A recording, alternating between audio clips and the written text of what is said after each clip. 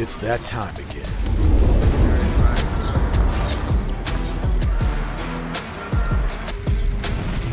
Welcome to the stage. Oh yeah.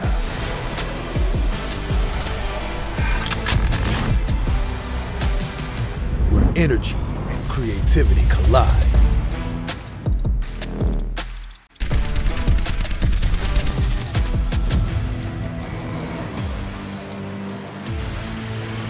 Here we go. Let's level up. Make this something to remember.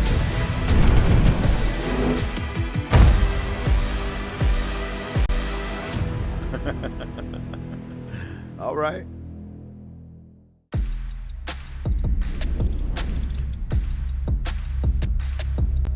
Hello, everybody, and welcome to the NACE Star League. We got some fantastic collegiate smash coming up for everybody. And before we move on, I just got to say, whoever edited that opening, give that person a raise. That was fantastic. But we got some fantastic collegiate Super Smash Brothers Ultimate coming for you. My name is Mies. This is Dak. Dak, how are you doing, my brother? Glad to be back on the mic with you. Right? It's been a little while, man, and I'm super excited to be here. One of my favorite parts of the year is getting into some collegiate esports, and what better way to celebrate that than kicking off the fall season? Well, I guess it's already been kicked off. We already had some great games early in the week, but why not get into some collegiate Smash crews, right? That's one of my favorite things to cast. I'm really glad to be back for that, and yeah, I'm looking forward to the season, what it has to offer.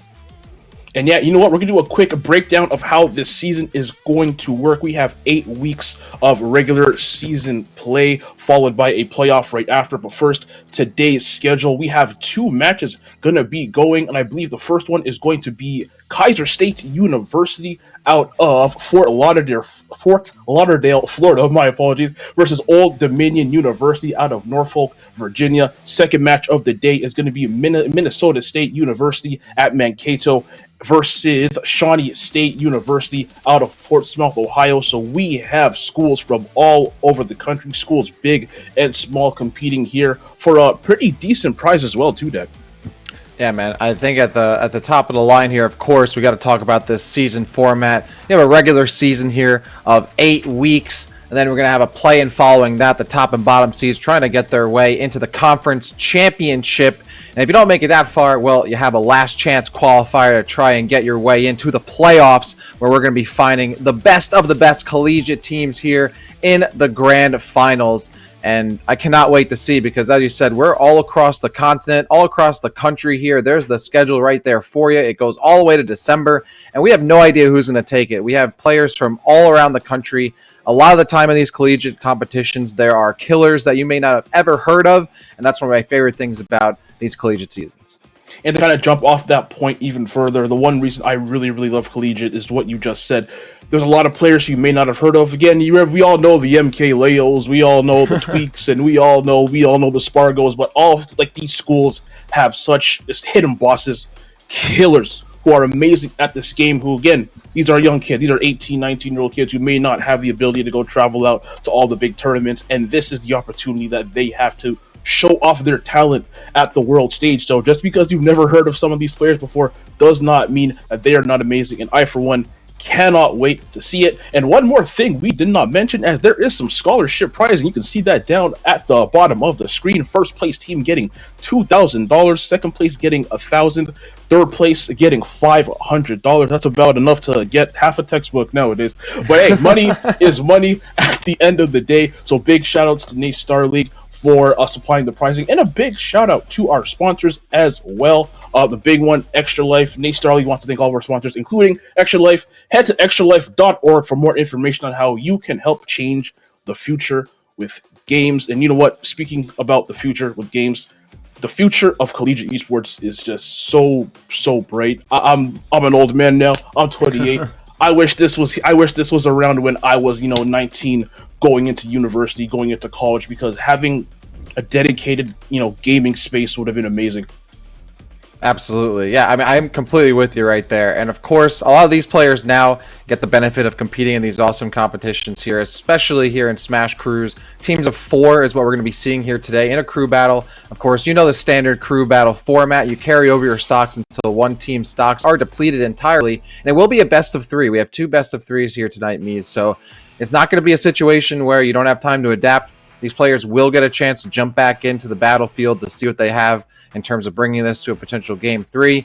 But yeah, of course, we all know crews. We all love crews. And here in week 2, we have 4 teams that are trying to battle it out here. And our first two teams here, we have Kaiser versus ODU. Here's the lineups between these 2 teams. And again, like we were saying, this is a situation where if you're coming into this, if you're in the collegiate space, these names might very well be recognizable to you. If you might follow just the Smash scene in general, you might not have heard of some of these players. And then you see the mixtures in between there. Some of these collegiate players are really strong players in their region, whereas others might just kind of stick to their school and maybe the locals around them. It's really interesting to see like which players, which teams break out. And sometimes you even see some of these players end up doing pretty well at some major events when they eventually can make it out and find time in their, really busy student schedules.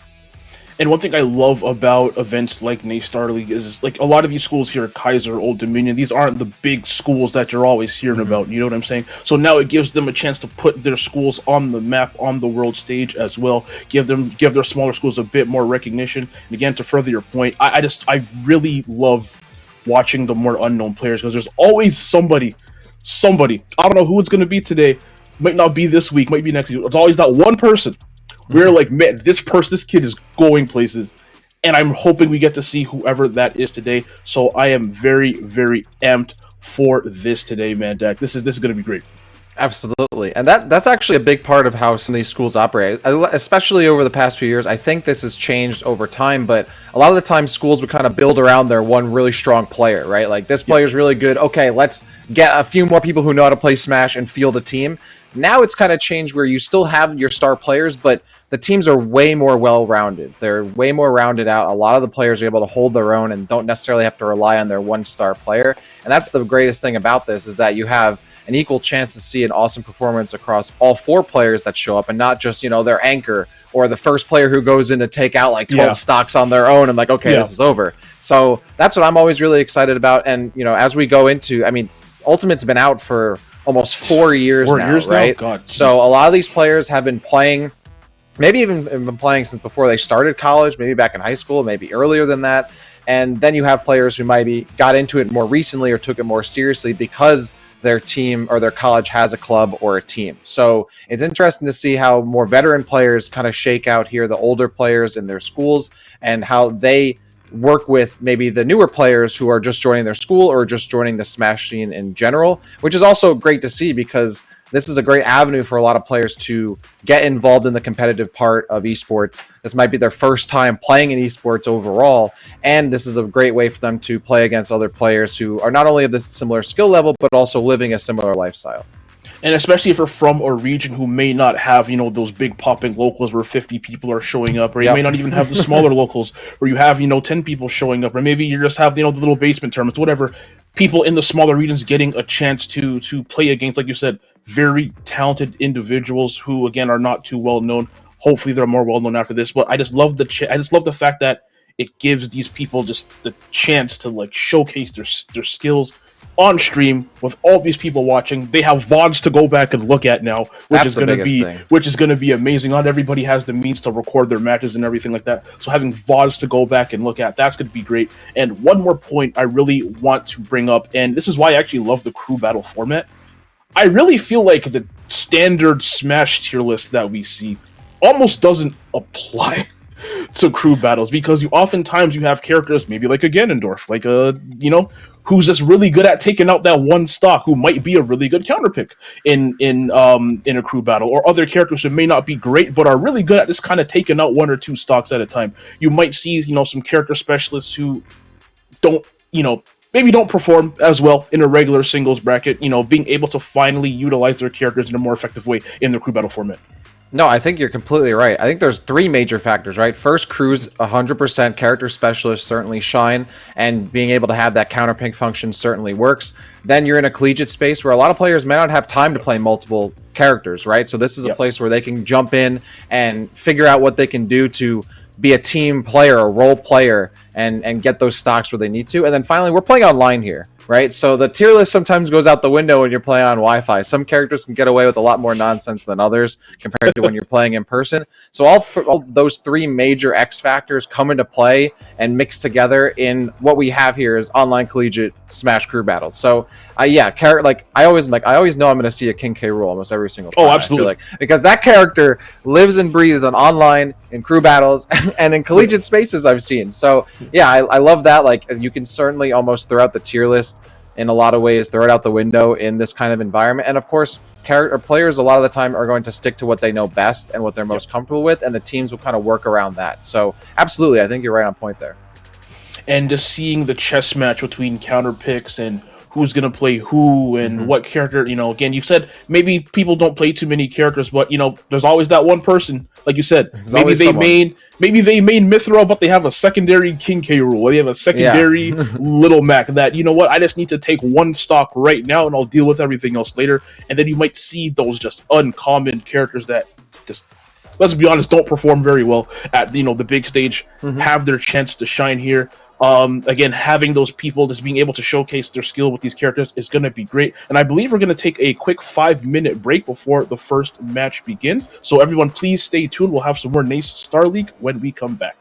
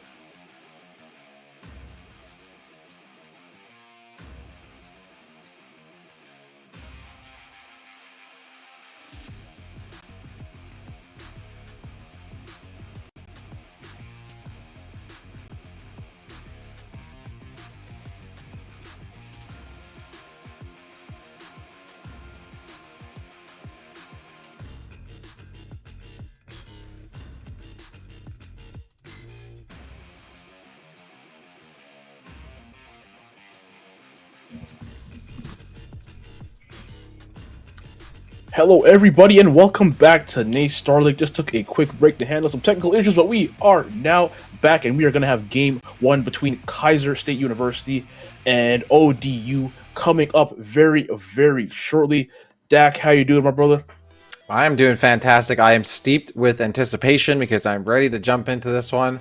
I'm sure you all are as well. And we're looking to see what these two teams have to offer because both of these teams are actually 1-0 in the season so far. Of course, it's just week 2, but why not get off to a nice 2-0 start to the season? And one of these teams is trying to do just that. And again, getting off to a 2-0 start, like you said, that's very, very, very important. You got to start this season well. You don't want to be playing from behind right from the get-go. So again, one of these teams is going to be walking away today undefeated on the season so far, but you know what? Just because they're undefeated does not mean that they're necessarily the best, because we have so much talent in this tournament. And here we go. We have game number 1 coming up. I see a Link and I see a Byleth. That is going to be ODU with the Byleth, and we're going to have Kaiser State with the Link. And let's get right into this game number 1. That's going to be Argo and a Fat Fish. Nice. Yes. Okay. So both of these two players, I believe Fat Fish or Fat Fishy has been previously in one of these seasons. I haven't seen Argo before, but coming out with the Link, which I'm sure Rod, wherever he is out there, would be happy to see that. I know he's a Link player. And this is a matchup that, honestly, I don't think I've ever seen, to be particularly honest. Honestly, me either. But hey, you know what? It is Wi-Fi, the land of the unknown crazy matchups. And you know what? I want to talk about unknown or crazy. That last combo from Argo absolutely blowing Fat Fishy up. A massive stock lead to open up this match. Yeah, I mean, Link obviously loves it when you're playing close quarters with him, right? Like, this is a character that can kind of zone, but can certainly get zoned out really hard. But with Byleth, you don't need to be playing this close quarters game. So if you're going to allow that to happen, Link, of course, is going to take that all day. Yeah, Byleth, you want to play that kind of mid-range game. You really don't want to be boxing with Link, because Link is going to win that match every single time, like we saw in that first stock. But you know, Fat Fish kind of making a little bit of a comeback. I lied. I thought he was going to have a bit of a comeback right there. But you know what? Argo on point, trying to get the snipe with the arrow. Couldn't quite get it. Edge guard, forward tilt is going to be it. And now we have a 2-stock lead for Argo and Kaiser State University. Kaiser University. Yeah. Kaiser already with a solid start here. Argo, of course, doing a lot of great work. Might be able to get away with this with taking all 3 stocks and not losing a single one, which would be an absolutely fantastic start to this crew battle here for Kaiser. Of course, Old Dominion does not want to have that happen. This Byleth so far, Fatfish, is having a bit of trouble here just dealing with the mix-ups. I mean, Argo is just cooking them right now. Can't even get out of these bomb setups and is having a really hard time. Even just keeping their distance from this Link, which is honestly a pretty odd sentence to say considering they're playing Byleth. And I feel like every single time Fatfish is able to make like a little bit of distance and kind of get out of that boxing range, Argo is just using all of Link's tools to such good effect to be able to close that range and kind of force Byleth into that boxing match again. And right now, this is just complete dom. Oh, that's good. There we go. But other than that, Argo been damn near perfect right from the word go. And again, for anyone unfamiliar with the crew battle format, the amount of stocks you have does matter. So Argo losing that 1 stock right there, if he does manage to win this game, is actually going to be big moving forward. Yeah, Argo will start off with 2 stocks going into the next fight here, but they're at pretty low percent, so the chance of him losing a second stock here, I would say, is pretty phenomenally low. And there it is. We get that nice forward smash to clean things up. Argo will take that with a nice 3 stocks, losing only 1 for their squad. So already a really solid start here for Kaiser. Old Dominion now down by 2 stocks. And honestly, not much to say about that much. Argo right from the get-go, that was just complete domination all over their opponent, Fat Fish. That Link was incredible. And like you said, if you are watching, I hope you are happy, because that was just immaculate Link play right there.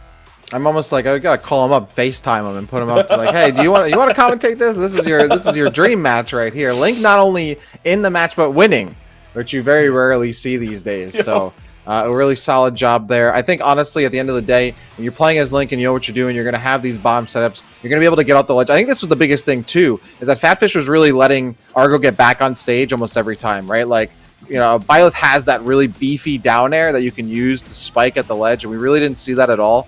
And maybe that was just a lack of confidence there, but Of course, Argo's going to take that to the bank every single time. Really had no trouble at all getting back to the ledge. And to kind of further your point, Fatfish, yeah, definitely was letting Argo back. And if you watch, MKLeo, the best player in the world, who's definitely the best byleth in the world as well, you see him go off stage quite a bit, kind of gimping people with that nair, that multi-hit nair. If you could manage to get one hit of it, is a very good tool for gimping. Forward air, another really good tool for just kind of poking someone away. And we didn't really see Fatfish kind of opt for anything and kind of just let Argo really just get back to stage whenever they wanted, control the entire pace of the match. So if we do get to see Fatfish, in the future, hopefully they kind of are a bit more aggressive with their edge guards in the future, because that is definitely one of Byleth's strengths. And on the other side, Argo, nothing I could really say. You were basically perfect. You were basically perfect. Well, it's a good start for them. Argo, of course, taking that up 2 stocks. They'll start into this next game with a 2-stock lead. They'll drop their first one, as is per the rules in crew battles. So a solid start here for Kaiser. And we have Old Dominion with 3 players left. They start off with a Byleth, right? Which is a character that most likely matchup-wise, doesn't have super polarizing matchups, doesn't clean up the cast super hard, but overall, a higher tier character. So I'm interested to see what they're holding on the bank. And this is kind of where you start to see the strategy between these teams, right? Do you play your strongest player first, or try to get them to get rid of as many stocks as you can, as possible, and create that margin? Or do you save them as the anchor to make sure you still have a chance in the later portions of the crew battle? And honestly, through my time doing collegiate crews, I found the former seems to be the most effective. Get your good best player out first and just have them take 5, 6, 7 stocks, because even the best of players can still be hard for them to make up that difference at the end of the battle. So I'm interested. Okay, Argo playing really well with that Link. Is that the best that Kaiser has to offer? Does Old Dominion know that? How are they going to change things up going into this next matchup? And, sending out your best player first and getting a big stock lead, that takes pressure away from everyone else. They can kind of take a breath. They know they don't, they could lose a stock and it's not a big deal. They could lose 2 stocks and it might not even be a big deal. So, I do definitely agree with you. I do think sending out your best player first or even second sometimes, or even second sometimes, just to kind of get that early momentum to move forward, just to alleviate pressure off everyone else, is a really, really good strategy. But on the other hand, if you send your best player out first and they get bodied, where do you go from there? Where do you go from there? Yeah. But here we go, getting right into this game 2. We're going to see Argo from Kaiser University up against a Villager. Okay, another character you don't. When's the last time you saw Villager versus Link, Deck? So I want to say this is probably never. I want to say this is Germ, actually. So Germ is in that kind of NVA, that Norfolk, Virginia area, which of course the school is as well. I believe they got around 385th around there at SmashCon, and does pretty solid in their locals. So tournaments like Monarch Mix-Up, Throwdown Thursday, which I believe Polo on their team also plays in. So they get top 8s at their there's Germ. Yeah, it is Germ. They get top 8s and their locals in the Virginia scene pretty often, and a decent showing at SmashCon. So Germ coming out here should put on a good show. And definitely putting on a good show, going hit for hit with Argo right now. Argo still does have this slight lead, and right now, if you're Germ, you can't afford to really have a close match. You kind of have to dominate in order to make up this 2-stock deficit, and right now it really seems like he's struggling to do that. Oof. See, that's going to be a big issue there, dealing with the out of shield of Link, and of course that Nair from Villager is good, but doesn't have a lot of range. You can certainly outrange it with Link's forward air. Oh, the reverse up! Oh my goodness! The reverse up B? What? That was kind of nice, because that not only keeps them safe, but also sets up for the kill off to the left side of the screen. That was actually kind of nasty. And kind of faded back there to kind of maybe not avoid the tree if it got cut down, but kind of mix it up a little bit so Germ didn't know what was coming. But yeah, getting that reverse up B, taking that stock, and right now Argo, 4 stocks taken off right now, only losing 1 up to this point. Kaiser off to a fantastic start. Yeah, this is honestly now Argo's just getting a ton of extra credit. That little extra range that Link has to fight in neutral against Villager is absolutely massive. And sure, Villager can pocket the bomb and can deal with some of Link's projectiles, but then Argo just can decide not to use them and just kind of box, right? Which Link can do pretty well against Villager at this point. And now at 158, surviving out here. Yeah, 158 still surviving. And you know what? You just brought up a good point. There we go, Argo finally losing that second stock. Even if Villager does take those projectiles, kind of like you said, you can play a projectile-less Link, and this character is still pretty decent, especially on Wi-Fi, where maybe reacting to things isn't not as good at reacting to things. But this character is definitely still decent even without projectiles. Yeah, and for Germ here, Villager's a kind of a slower character, so for Link, like even Link, who's really not super fast, can still close the gap, especially on one of these smaller stages too. So if Germ doesn't have that wall set up and doesn't have the pressure already out, Argo can get into his face really quickly, start to throw out that forward air that you're seeing him constantly use, and then that boomerang is also fast enough that it's sometimes hard to react to with the pocket. The bomb is a bit more telegraphed. But unless you're getting forward aired by Villager, that boomerang is a huge asset. You can see it right there, almost setting up for the forward air. And now it's Germ who's just having a ton of trouble to establish stage control. And yeah, we're seeing Argo go for that boomerang into forward air, the Link special, whiffing on up B there. You've actually seen a couple of those whiffed up Bs from Argo, actually. But yeah, definitely trying to look for that boomerang into a forward air being one of Link's best kill, probably Link's best kill move. Forward air, forward tilt, both really good, and we're seeing Argo utilize both of those a lot. As we see another whiffed up B coming through from Argo. They are swinging for the fences. And there is the up smash from Germ, I should say, finally putting a stop to the bleeding. But Argo going on a rampage, taking out, what, 4 stocks, I believe that was? Yeah, 4 stocks, 3 from the first player, takes one off of Germ. But that was actually really crucial because Germ was at, like, what, 128 right there? Could have easily lost that second stock, but now gets the fresh second stock back going into the next matchup. So it was actually really crucial and could be a turning point in the first half of this crew battle.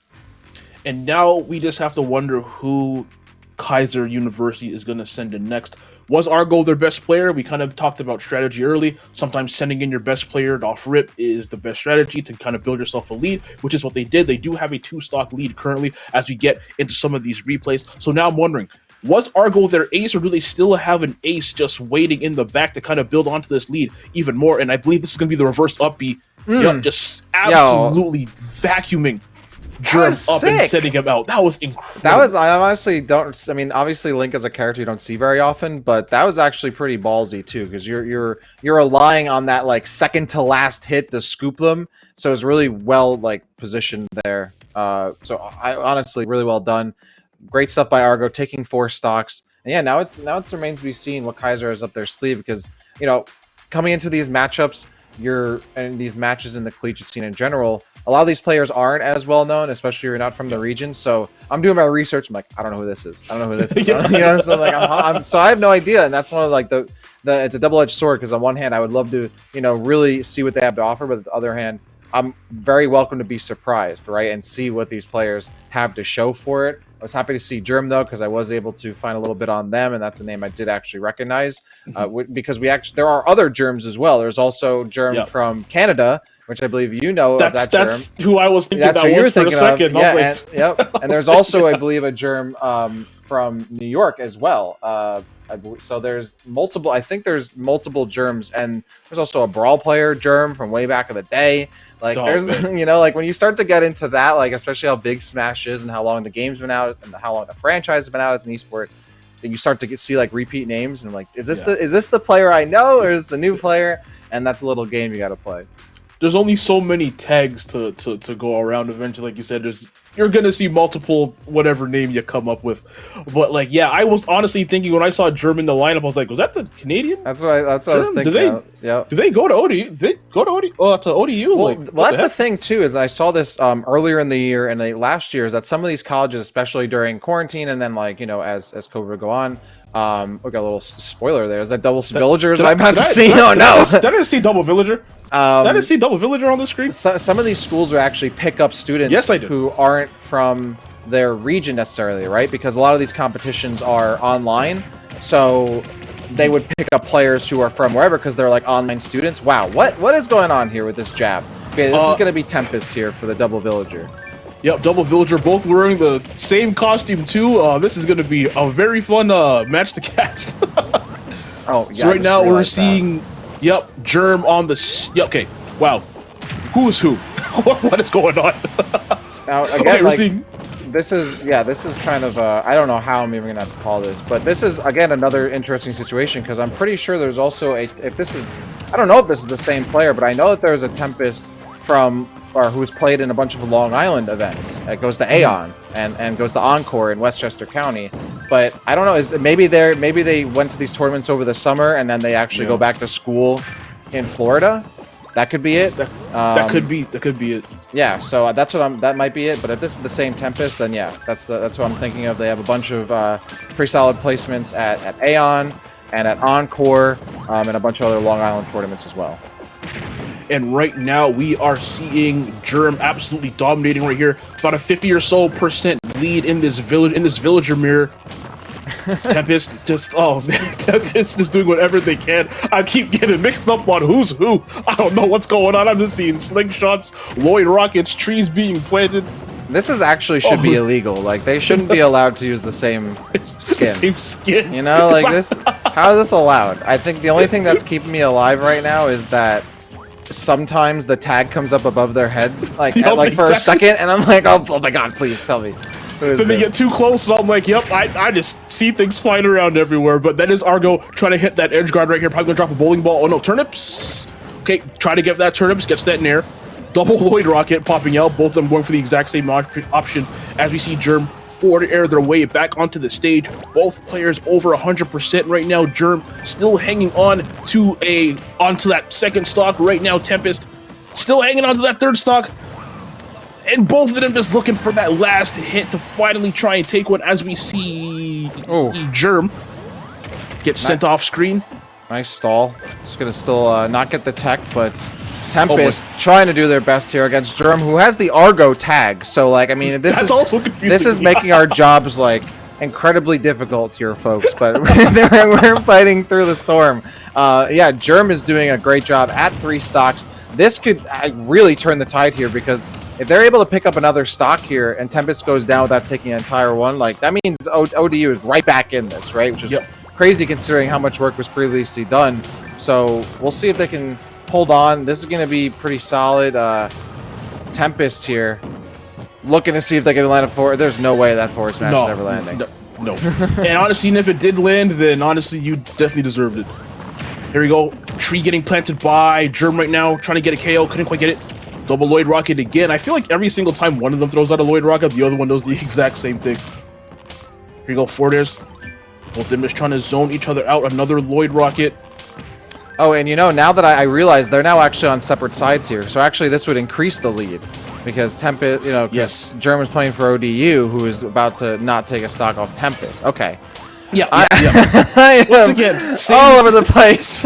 All over the place. Exact same costume, exact same character. Honestly, this matchup shouldn't be allowed. Okay, you shouldn't be allowed to play Villager Dittos. Okay, they should be banned. Like, screw banning Steve. Don't ban Kazuya. Don't ban Luigi. Ban Villager online through Battle Dittos. Villager is the real issue. This is the real problem. Oh, there we go. There we go. As we see, that was Tempest, right? Yes, that was Tempest. So Tempest takes that. Only loses 1 stock. So Germ, who is on the ODU side, only able to take off 1 stock there. Wow, that was. I mean, if that's a test of our abilities here, I don't know. I maybe got a C. Like, I was fighting for my life, man. I'm drowning out here, bro. Crazy. Fighting for my life. Oh, there we go. Gosh. Let me see the replay. All right, so we're trading trees out here. I don't know when Arbor Day is, but I'm not sure if it's today. And that's the bowling ball right to the face. Yeah, that was honestly, Villager textbook kind of edge guarding. At this point, you kind of know what you're going to expect when you're dealing with that. But I would say there were actually a lot of good, like, low blast zone stalling you saw from both players. Not just like, okay, I'm going to drop down a bowling ball. I'm not just going to go down with turnips.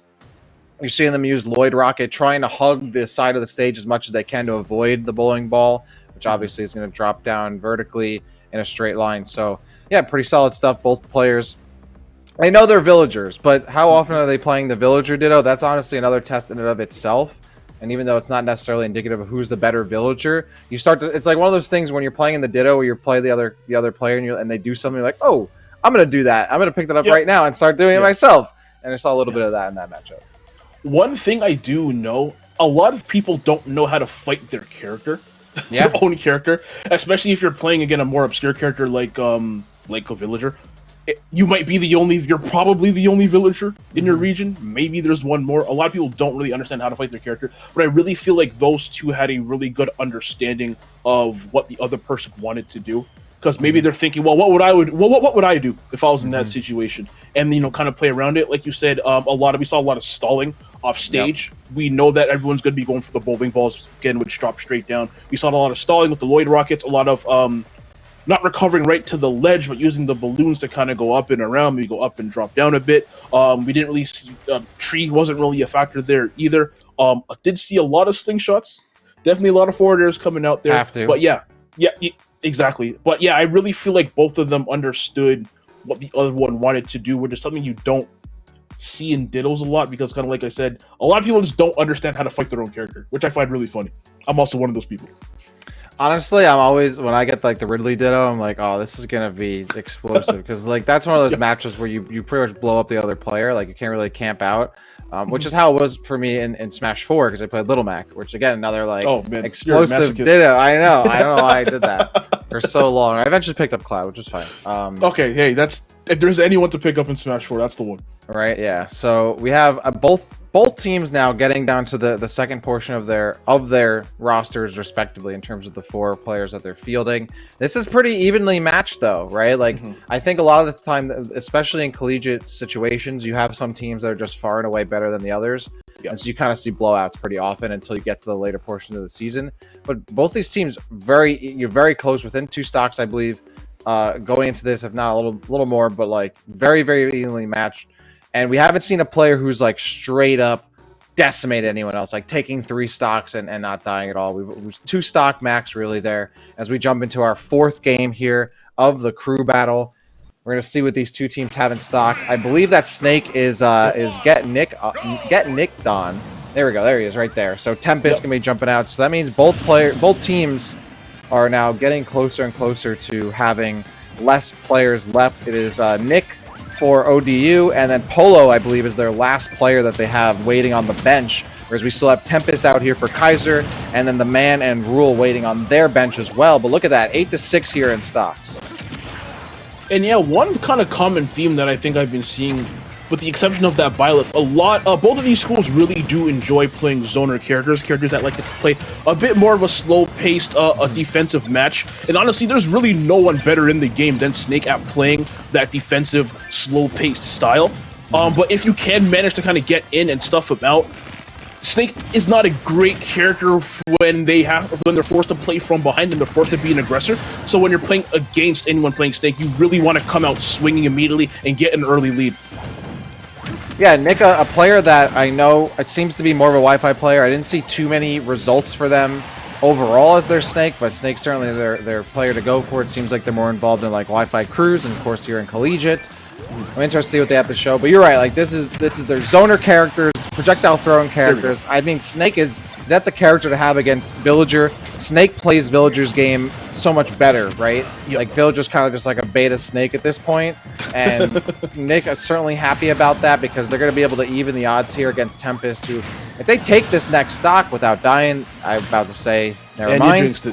And I jinxed it. Commentator's curse. It was going to happen anyway, I think. They were pretty high percent, but Nick able to get this next kill would put them down only a single stock here against Kaiser for ODU. So this is obviously something that they would love to see. And so far, Nick is playing this exactly what you need to be doing here. Keeping the grenade active as much as they can, and then trying to keep Villager on the ground. It really forces them into a very linear game plan where they're forced to kind of only use Lloyd Rocket and forward air, and Snake can just shield that and can throw grenades against it as well. So far, Nick playing the matchup really well, and that up tilt comes out. Not going to be enough, but one more certainly will be.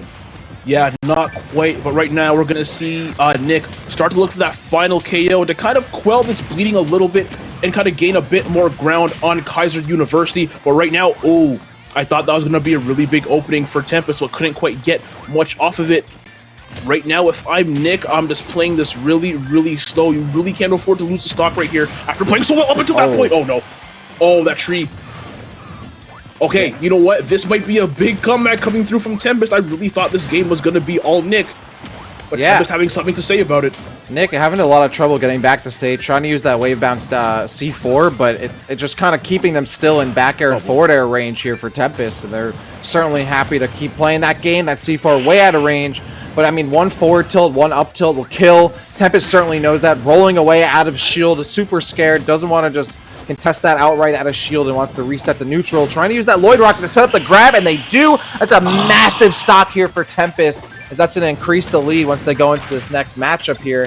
And if they can get another one, I mean, I doubt it, but already 50% here on Nick. Didn't even know that percentage. And there's the up tilt. Nick finally finds it, but that means that there's still a 2-stock difference between these two schools. That was an opportunity there for Nick to kind of make it a 1-stock situation there for ODU.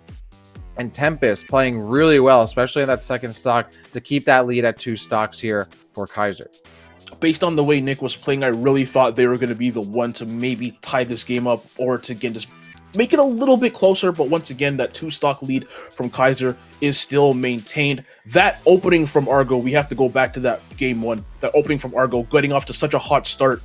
We kind of touched upon it early. It just alleviates pressure from everyone else. Everyone else doesn't have to perform as well. And I think that's what we're seeing right here. You can afford to make a few more mistakes as we get into this replay right here. I honestly, if I was a betting man, I really would have thought this was going to be a 2-stock for Nick, but just wasn't able to hold that lead. And I think we're going to see a back throw. Yep, there's the back throw right there. I really thought Nick was going to be the person to kind of quell that lead a little bit, but unfortunately for them, they weren't able to do that. This is really starting to look like it's going to be Kaiser's game 1. This is really starting to look like it. Yeah, I mean, I wouldn't count ODU out just yet, but they are down to their last player. So Polo has, I mean, an incredible amount of work to do here going into this. We've already seen Germ, we've already seen Fish, we've already seen Nick. So now it's up to Polo, who I want to say is a Wii Fit trainer player who also plays a bunch of the similar locals that Germ does, and does pretty similarly, and gets a bunch of top 8s, a lot of similar tournaments. I think actually placed around the same place at Super Smash Con as well. So a Wii Fit trainer, so which means that we have what we had, like villagers, snakes, Wii Fit trainers. Like this is Byleth. Online Smash right here. Byleth, like like this is what you come to expect from this kind of game here. This bubble we have of Collegiate Smash Esports. We'll see what Polo has to do, what they can pull off, but this is going to be, we'll see what Polo can pull off once they come in. Obviously, Nick still has a little bit in the tank going into the next one, but not as much as they would hope. I believe they only have 4 stocks left now, so we'll see. Yeah, Kaiser definitely has a not considerable lead, but a significant lead in Cruz. Yeah. But, can Nick kind of, bring it through? I think with Snake, it's a character that certainly lives a while, but as we saw in that matchup, even Villager can exploit Snake's kind of lackluster disadvantage, especially when they're really trying to force themselves to land on stage and not necessarily go to the ledge, which might have been more effective. I saw what they were going, trying to use the wave bounce C4 and just get right in, and once you're getting antsy to try and land that up tilt, you don't want to waste time to do so. But really, Nick was performing best when they were just taking it slow, throwing grenades. Even at high percent, it's still a great, game plan to have as Snake. Again, it's a frame 1. It's a get out of jail free card a lot of the time. It's a combo breaker. It's a combo starter. It basically does everything that character needs. And I think once we saw Tempest kind of get to that almost death percent, Nick started to change their game plan up a little bit too much. I just saw some hesitation coming out. They start to play maybe a little bit too hesitant, a little bit scared, which is why those big damage combos that we saw couldn't really translate into a final KO there in the end, and they ended up losing a stock. So if I'm Nick, if something is working, just keep going for it. Don't change your game plan too much. You keep doing it until the opponent stops it, essentially. And if they can't stop it, you keep going until they find an answer. And I really feel like that's why Nick kind of sold in the end there, because they changed up their game plan a little bit too much. Yeah, and that can certainly happen, right? Sometimes it's just hard to stick with it, have the mental stamina. Otherwise, you're a player who's looking to get the stock in. You know what's on the line if you don't get this stock done as soon as possible, especially in Cruz. So it's definitely understandable. But I think also with Snake too, once you start taking a lot of damage and you're constantly forced to use Cypher and get back onto the stage that way, it's really hard to ground yourself and avoid the grabs too. Because then when they are grounded, you saw a lot of run up shield, which is going to get exploited almost every single time, especially from the Villager. As we jump into game number 5 here of this crew oh, no way! Hey, Ridley! No way! No way, Ridley! Oh No my way! god, Dak, everybody, Dak probably have the biggest smile on his face right now. Yo, okay, so I was like, who is this the man? Well, now I know why their tag is the man. 'Cause they play Ridley. They don't even play Ridley. They play Meta Ridley, which is goated. This is a doable matchup, but this is a hard matchup, man. Like, Ridley really has to be careful. It's definitely doable. The biggest thing you got to look for here is using Nair or forward air to stop those grenades or catch them, right? If you constantly get hit by those, you're going to take so much damage. Try to, of course, use that, like, super crazy, active, like, advantage state that Ridley has, and just never let up the pressure, right? So here we go. The man coming out. Nick has 1 stock to work with, but this is big because Ridley can easily lose stocks to Snake, and this might actually be another opportunity for ODU to get right back into this. And already at 126%, about to lose the stock if that Nikita hits. Yep, there we go. No tech needed right there. Get nicked on, taken off. What is that? Stock number 4, I believe, that they've taken off. So another player on ODU just doing pretty well right now. Trying to take the second stock, and already 71%, Dak. 71%. Yeah, this is hard. This is a really hard matchup, especially as Ridley. You have to stay in shield as often as you can. Against Nikita, you have to essentially get in line with the ledge and up B as soon as possible, so you can use the invincibility at the top of his wings to stop the Nikita. Like, he has to up B like right immediately. Like, he can't wait around. And unfortunately, he's not really getting that in. And Nick now with a massive comeback here. Look at that. We're tied up in stocks. Honestly, I could see the 3 stock. I mean, Nick knows this matchup, or maybe the man just doesn't know it as well, but you can't be caught jumping. If you are going to jump, you have to have Nair active, like almost every single time. Has to watch the C4, but goes for the up air instead, and the man will survive with just a single stock. Takes out Nick, but Nick, I mean, a huge whirlwind there, able to get in a bunch of stocks and take out the man to just 1 stock on that Ridley. That again, another situation where that could be a huge point for ODU to get right back into this. And yeah, that was a complete domination from getting nicked on right there, even though they ended up losing in the end. 2 very dominant stocks. And man, I feel like having Ridley as your last character in kind of a do or die situation, not the most reliable character to play with. Like you said, though, this character has a really good advantage state, really good at just some decent edge guarding as well. Definitely capable of taking stocks if the opponent is unfamiliar with what the character wants to look for. But at the same time, defensively, this character kind of gets bodied, struggles to recover at times, like we saw with the Nikita right there. Can't really get on the stage all that much. I really feel like having Ridley as like your last character, I'd be a little bit shook. Yeah, well, thankfully they do have 1 player left, so like I wouldn't, like, you're right, like you can't save your Ridley to be your anchor, unfortunately. Just like Ridley has too many really bad matchups, you get counterpicked so hard. You don't even need to get counterpicked. They still have Rule left. I forgot. Yeah, they still have Rule left, so we have 1 left to go. Yeah, that matchup, that also is really hard because I would never take. I mean, it depends on how you play the matchup, because on one hand, sometimes as Ridley you want to have the extra space so you can move around a little bit, so going somewhere to Smashville can be hard. On the other hand, Smashville makes it really easy to close the gap when you can. If you don't know how to, it can be really difficult. Yeah, against Nikita, you have to up B like immediately. Go right horizontally to the ledge or go right below it and immediately use it. If it's active, you can actually fight against it or survive. Single fireball, a really good option because that'll stop grenades. And if someone's above you on that platform, let that up smash rip, man. That is upper body invincibility. Like, let that rip. You gotta let that go. But now we have the man coming back in. There's the Wii Fit trainer that I was talking about, Polo's Wii Fit trainer. So it's a 4-3 situation here. I can definitely see Polo bringing this back. Wii Fit trainer versus Ridley. I would say actually not as hard as the previous matchup for Ridley. This is certainly way more doable. And can we just take a moment to recognize the character diversity we've seen today? Villager, Wii Fit, Byleth, Snake is pretty common. Link, this is absolutely insane. But yeah, definitely a bit of an easier matchup for Ridley versus the Snake. Wii Fit definitely has a bit more exploitable stuff, but at the exact same time, this is a character that hits like an absolute tank, especially when that deep breathing is active. But we're going to see an edge guard opportunity here from the man. Oh, they might be dead. No, okay, he's good. He's good. Actually, I love this offstage play. Nice. There we go. This literally playing this very well. Oh, should have just nared there though. That's right there. You can't get too crazy with Ridley. I know that feel where you're like all the engines firing on all cylinders. You just want to run in and hit something. but the safest option a lot of the time is Nair. Good job there by Polo. That's essentially what you needed to get done. You can't afford to lose a stock there, which means the man drops, and now we have a 3-stock to 3-stock situation between these two teams. It could not be closer. Both players on their last 3 stocks, and they are the last two players, one for each team. I mean, both teams are neck and neck right now. And what better way to kick off our first broadcast of the season here? Oh yeah, I love having a close game. You mentioned earlier, a lot of the time in these collegiate tournaments, you'll have one school that is just completely dominant, and everyone kind of already knows who's going to win off the jump, as we do see that spike that confirmed that last game.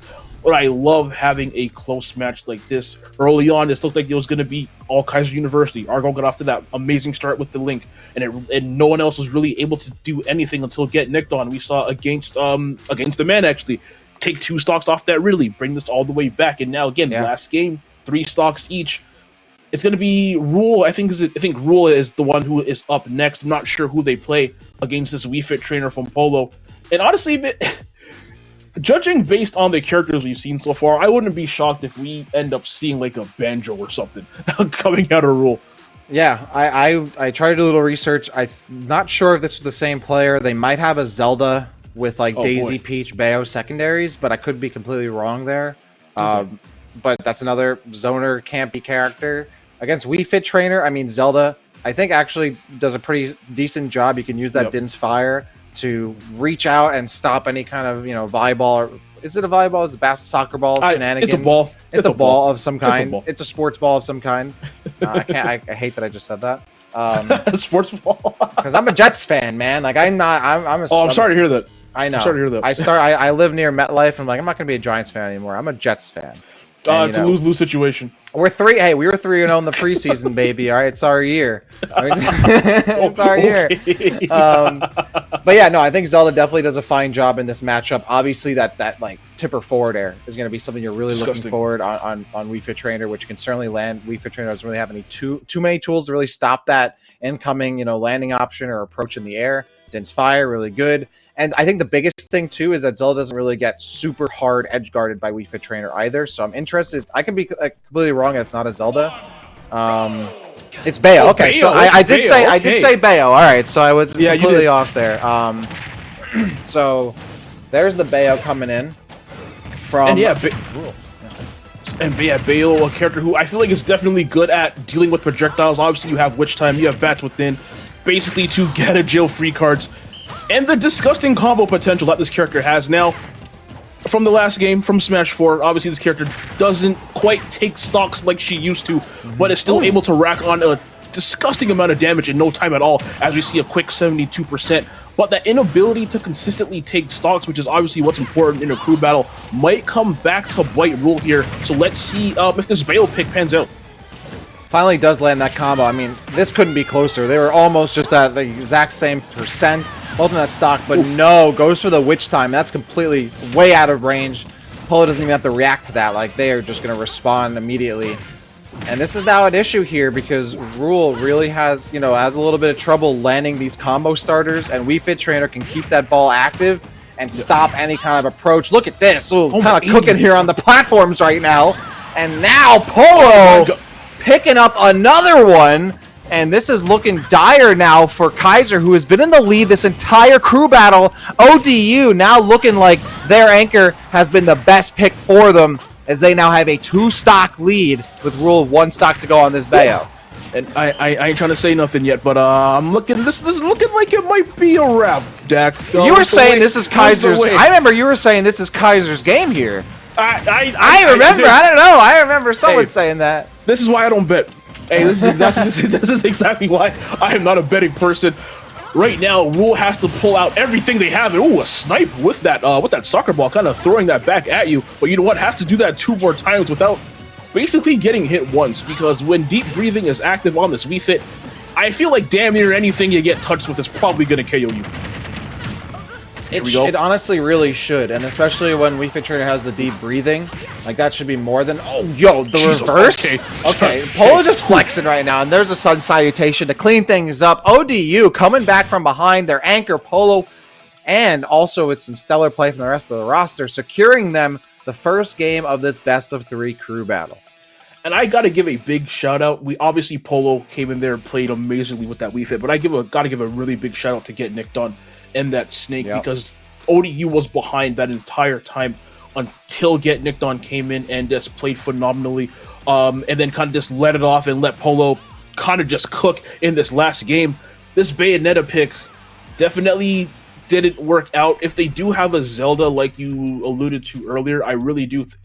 You will never hear these words ever come out from a Smash commentator. I think Zelda might have been a better pick in that situation, just because of the ability to deal with projectiles, the ability to not necessarily edge guard better than Bayonetta, but to edge guard more safely because you can throw out some projectiles that, the Phantom, the side B with the fire, you don't have to kind of go in for the edge guards. You can do things that are a bit safer, but either way, that first game going to ODU, and we will be right back with game number 2. Again, this is going to be ODU and Kaiser University right after this quick break.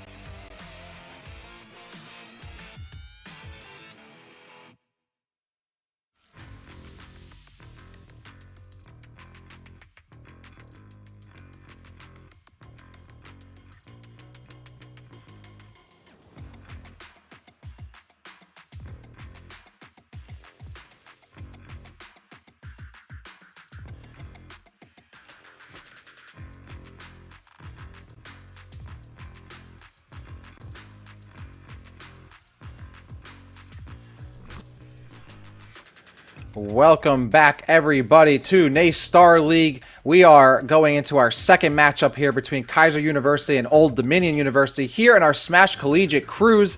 I am Dak alongside Mies.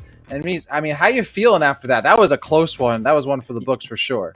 That last match coming down to the wire not last stock last hit, but last game, both teams had 3 stocks left, and we saw Polo just absolutely run over Rule, an amazing Wii Fit trainer. And one thing I love about Collegiate, and again, I'm kind of bringing back what we talked about earlier, I just love seeing people who I'm not familiar with playing characters that you don't see often absolutely just blow up.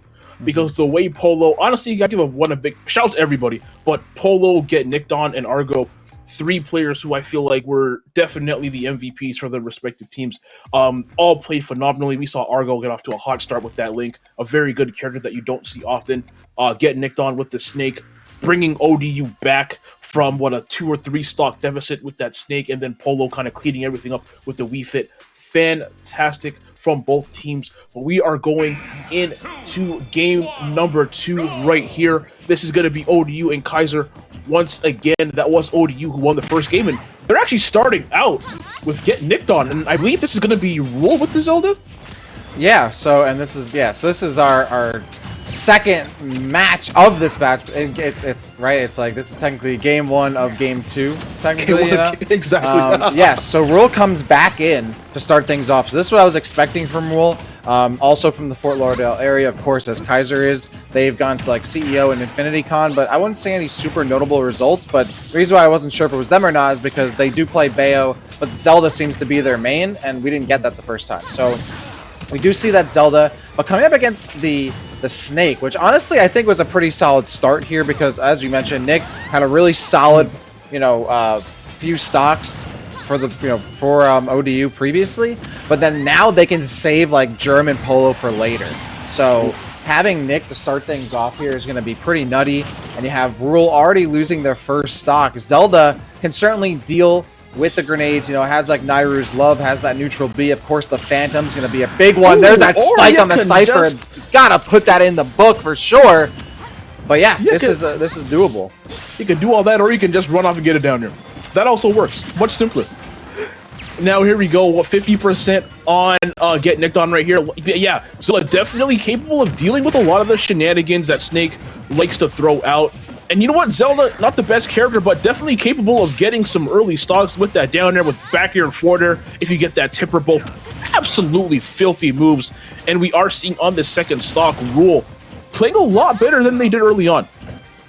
Maintaining about a 40 or so % lead right here, trying to deal with those grenades.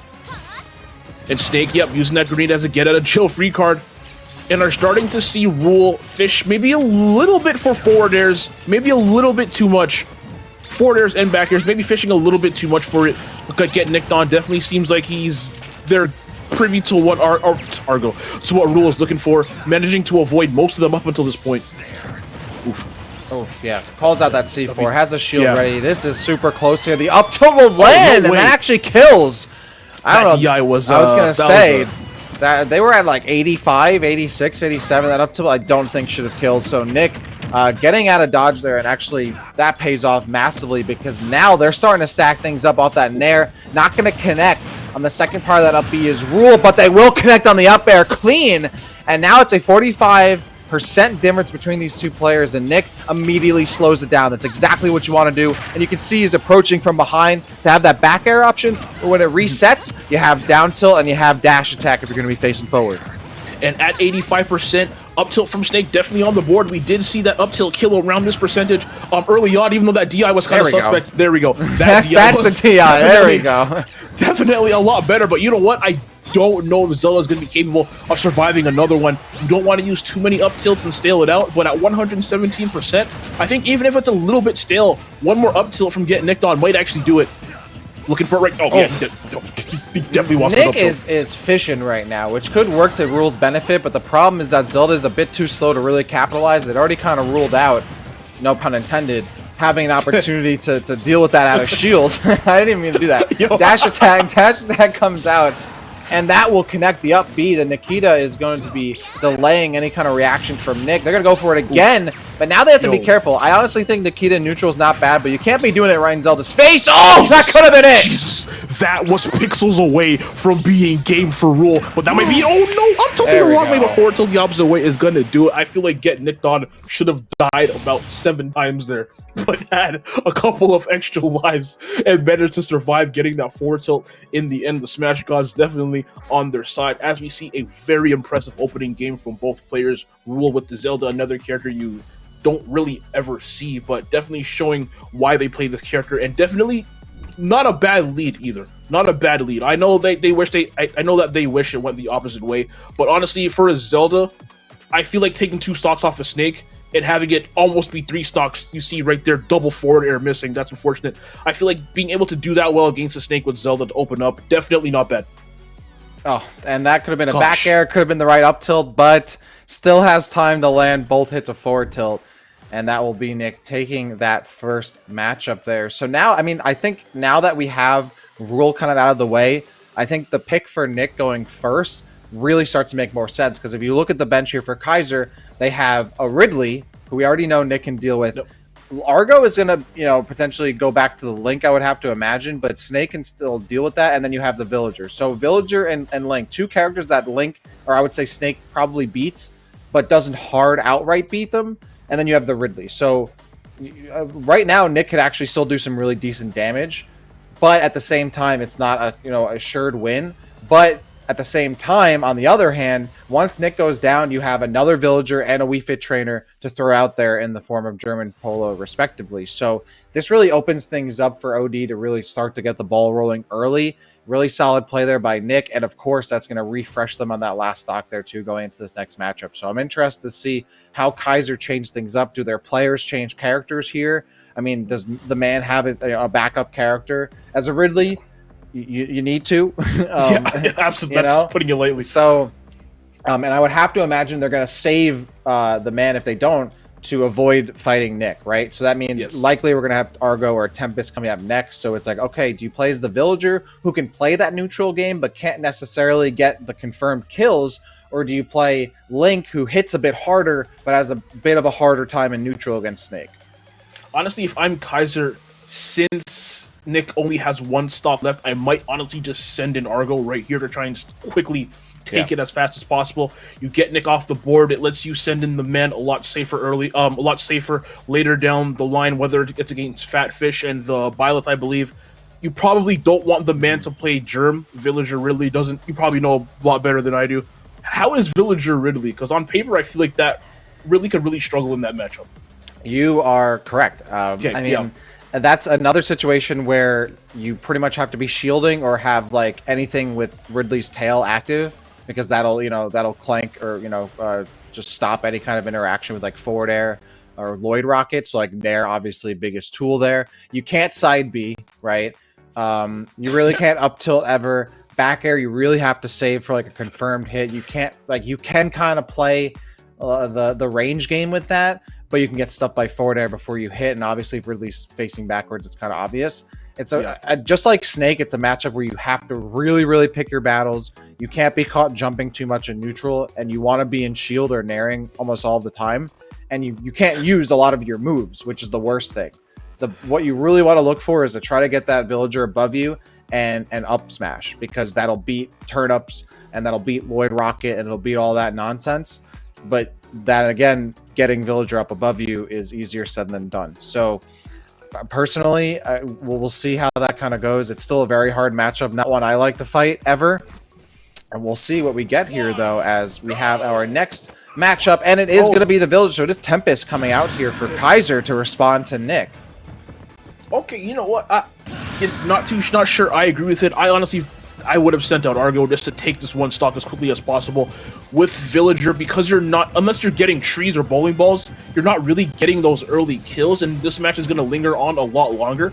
And in a long-winded match, I really do gotta give the advantage to Snake because of the amount of options this character has to KO you.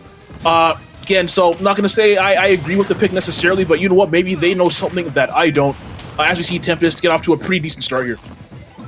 Yeah, this is really what Tempest needs to be doing, is utilizing these platforms to get that quick drop down back air or forward air, and then just create this lane under the platform where you have to contest with forward air or back air or take damage trying, right? So this is going to be, this is still, again, a matchup that I think Snake, wins, but isn't completely guaranteed. Like, it's a very slight edge, I would say, just because they're playing the same game, right? And it kind of comes down to the players, like, how accurate are you going to be with your projectiles or not? And Tempest right now, playing a really solid vertical game, right? Like, not moving around too much horizontally, just playing that wall. Like, you're going to throw grenades at me? I'm just going to slingshot at you.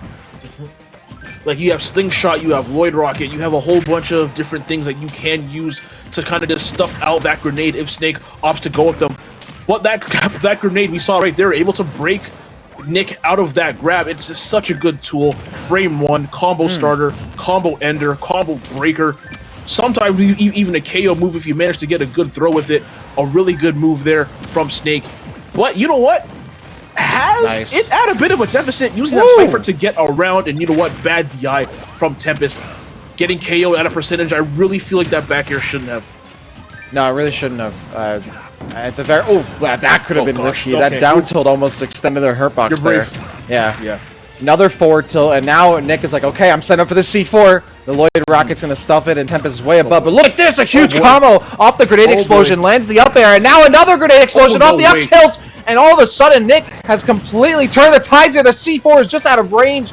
It'll be not enough there for Tempest to get the kill. And now how does Nick land? Has the wave-bound C4. Tempest has to be careful approaching this platform. You can tell Nick is like, please just come into my trap. But they're going to get trapped instead. Rolls into the back air. And Tempest will steal that last stock away. It was just enough. And Nick, unfortunately, can't take one more to extend that lead. But very well done there by Tempest. Comes in and gets rid of Nick and throws him out of the ring.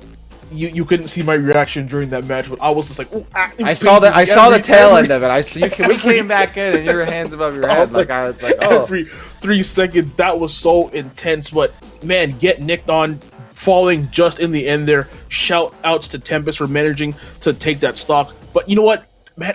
Unfortunately, losing 1 and almost losing 2. Now they will refresh that. They will refresh their percentages in this next game. But this is kind of why I kind of vouch for sending in Argo, because of the fact that with Villager, sometimes you struggle to get that KO, and you're gonna let Snake, who's already hard enough to KO as is with how heavy and how elusive that they are, you kind of struggle to get that KO. And when you just need to take 1 stock, I really think you just send in whichever character is most capable of doing that, which I really do think is the Link. So Kaiser kind of struggling, managing to take it in the end there. But now if I'm ODU, do I send in my own Villager with Germ to try to take out these 2 stocks? No. For our sake, please no. Me and everyone watching is probably hoping not. Or do I send in Fat? I'm probably saving Polo for the end, honestly. I'm probably saving Polo for the end. Or, you know what, actually? Do you send in Polo right now to try and even gain an even bigger lead with that Wii Fit? Or do you save him? That's actually something that they're probably debating right now, because with the way Polo played in that first set against, I believe it was Rule and the Bayonetta, I'm really thinking that's probably their best player. So we talked about this earlier too. Do you send in your best player early to kind of build upon that lead, because they're already up, I think, 2. So do you try and build that to maybe a 4 stock lead? You try and build that to maybe a 5 stock lead, or do you save them for last just in case? This is what I love about Cruz, right? Is there's that strategy of like of your team lineup, and not just who you field, but what order you field them in. On that note, I think it's hard for me to say, pull Polo off of that anchor spot. You already used Nick, who was their 3rd player in the lineup last time. So, I mean, personally, I think Byleth might struggle a little bit against Villager, especially because we already saw Fish struggle a little bit against Argo as the Link. So I think we might see a similar outcome there. So then your options are German Polo. Polo, I think, as Wii Fit trainer, can still kind of get caught a lot by those forward airs and back airs, right? Like, you can use the soccer ball, but anytime, Wii Fit is tall and skinny. That's perfect for a little projectile just like that can be easily spammed. So, I think you might go for the Villager Ditto. As much as I hate to say it, I think you might just want to go with that. I think both players, there wasn't a solid edge either way, and I think Germ did fine in that Ditto. I'm trying to remember how it went last time. So That's my bet. If I'm a betting man, and sometimes I dabble, I'm gonna say that we're gonna get the Villager Ditto. And for the love of all that is good, please use a different costume. Just not. For our sake. Somehow, some way, if we can get that sake. through the channels, to be like, please use someone don't go default. You know, rock paper Please. scissors for it or something. Please. I would love to see that. Yeah. But yeah. But yeah, I agree with you. I'm starting to think now that I'm kind of thinking about it a bit more. I am starting to think going for the Villager Ditto might be the best option. You're going in up a stock already, and let's just assume both players are evenly in terms of skill level. If I'm up a stock against someone I'm just as good as, honestly, I like my chances. Even if you don't manage to, even if you do lose a stock, you're still in a pretty good position to take two. So honestly, I'm thinking Gerb. I can see if it is Polo, I would not be shocked though. I would not be shocked. So you're going with the Villager Ditto? It's probably going to be Polo now because we both said Villager Ditto. Or it's going to be Fish on the Byleth. And... wow! Hey, so we were both wrong. We didn't think it was going to go that way at all. I'm actually a little bit surprised by this because I do think Fish had a little bit of an issue dealing with a lot of these projectiles. But at the same time, what really kind of did Fish dirty the last time was that we saw a really aggressive non-projectile Link, right? You know? Yeah. Like, he was just swinging. So maybe against a character who can't... I mean, Villager can still box, both literally and figuratively, but maybe he'll have a better, chance against a character who has to rely more on creating space, and that plays perfectly into Byleth, who wants to create space, because that's what the range they're trying to play at mid-range. So maybe that'll actually work out, but still, I mean, you're seeing these forward airs land, but Fish is just kind of tanking them, right? He's just like continuing to take hits and then just holding forward, which, might only work for so long, but it's keeping them in the game for at least a little bit here. So, not enough to get the lead. Yeah, Fatfish definitely has not ran back like once this entire match. A lot of running forward and just running into a lot of projectiles as well. Maybe they're trying to build some rage. Who knows? But either way, Tempest right now looking like they're gonna dominate. Oh boy. Okay, you know what? You know what, Deck? I was about to say something smart, and then I lost my train of thought after seeing that amazing edge guard coming through from Tempest, getting off to a very good lead. But you know what? 79%. This is definitely in a doable KO range as we see that sweet spot back here. Jeez, definitely a doable KO range for Fatfish right here. Fishing for forward tilts, couldn't quite get anything, and tanking a lot of projectiles. Oh my gosh, every Lloyd rocket is hitting. It seems like. Yeah, this is now where the Lee can start to really run away from you, and Byleth might have a bit of trouble like working from behind, because now Tempest can just keep the field heavy with projectiles, and that's where Fish really has to sort of wade through the storm here, and has to be super accurate with these hits. So far, kind of whiffing here on some really crucial interactions. Jeez. Has to be careful of that bowling ball, but it certainly is just enough. Nice job responding to that Lloyd rocket activation immediately on the cooldown, where Villager can't do anything, but not going to get too many opportunities there.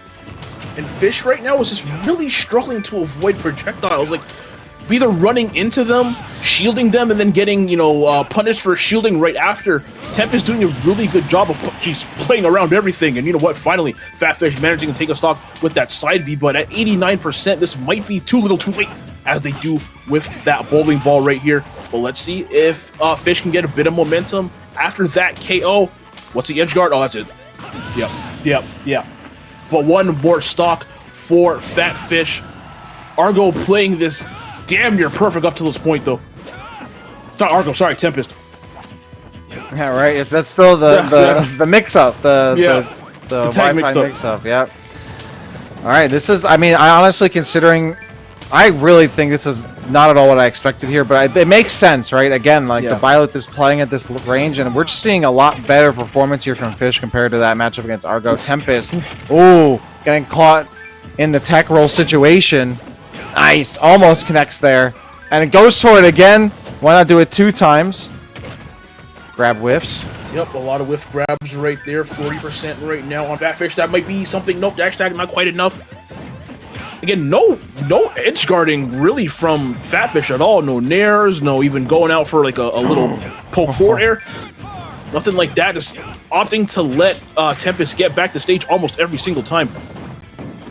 Bowling ball again. That's the thing. Tempest is really going for bowling balls at a percentage that's not going to kill, even if you land it. Like, so really has to be careful there. Like, you know what? Sometimes it's hard to resist the need to fish. Ooh. But you got to resist getting hit there at the ledge. The jump gets caught, and Tempest goes down. It'll be a 7-6 lead here for the ODU squad. This is a lot earlier of an opportunity for them to take the lead, and they do take it at an earlier time.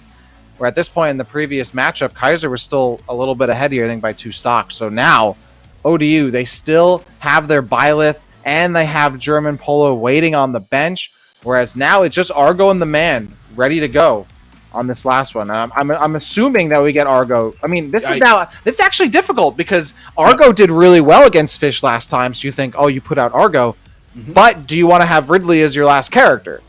Exactly. That's exactly the point I was going to bring up as we see that KO. I feel like that was like the very last active hit frame or hitbox of that side B there. But yeah, do you want Ridley as your last character? That's kind of the... You get hard counter pick there. When you have no room to move, like, you're kind of screwed. But do you put out the Ridley and potentially lose more stocks and then have Argo have to fight even harder in the anchor position? Which, of course, this is underlining, like, we're just looking at matchup wise. Like, the man could easily pop off here, and I don't think Ridley Byleth is necessarily a completely undoable matchup.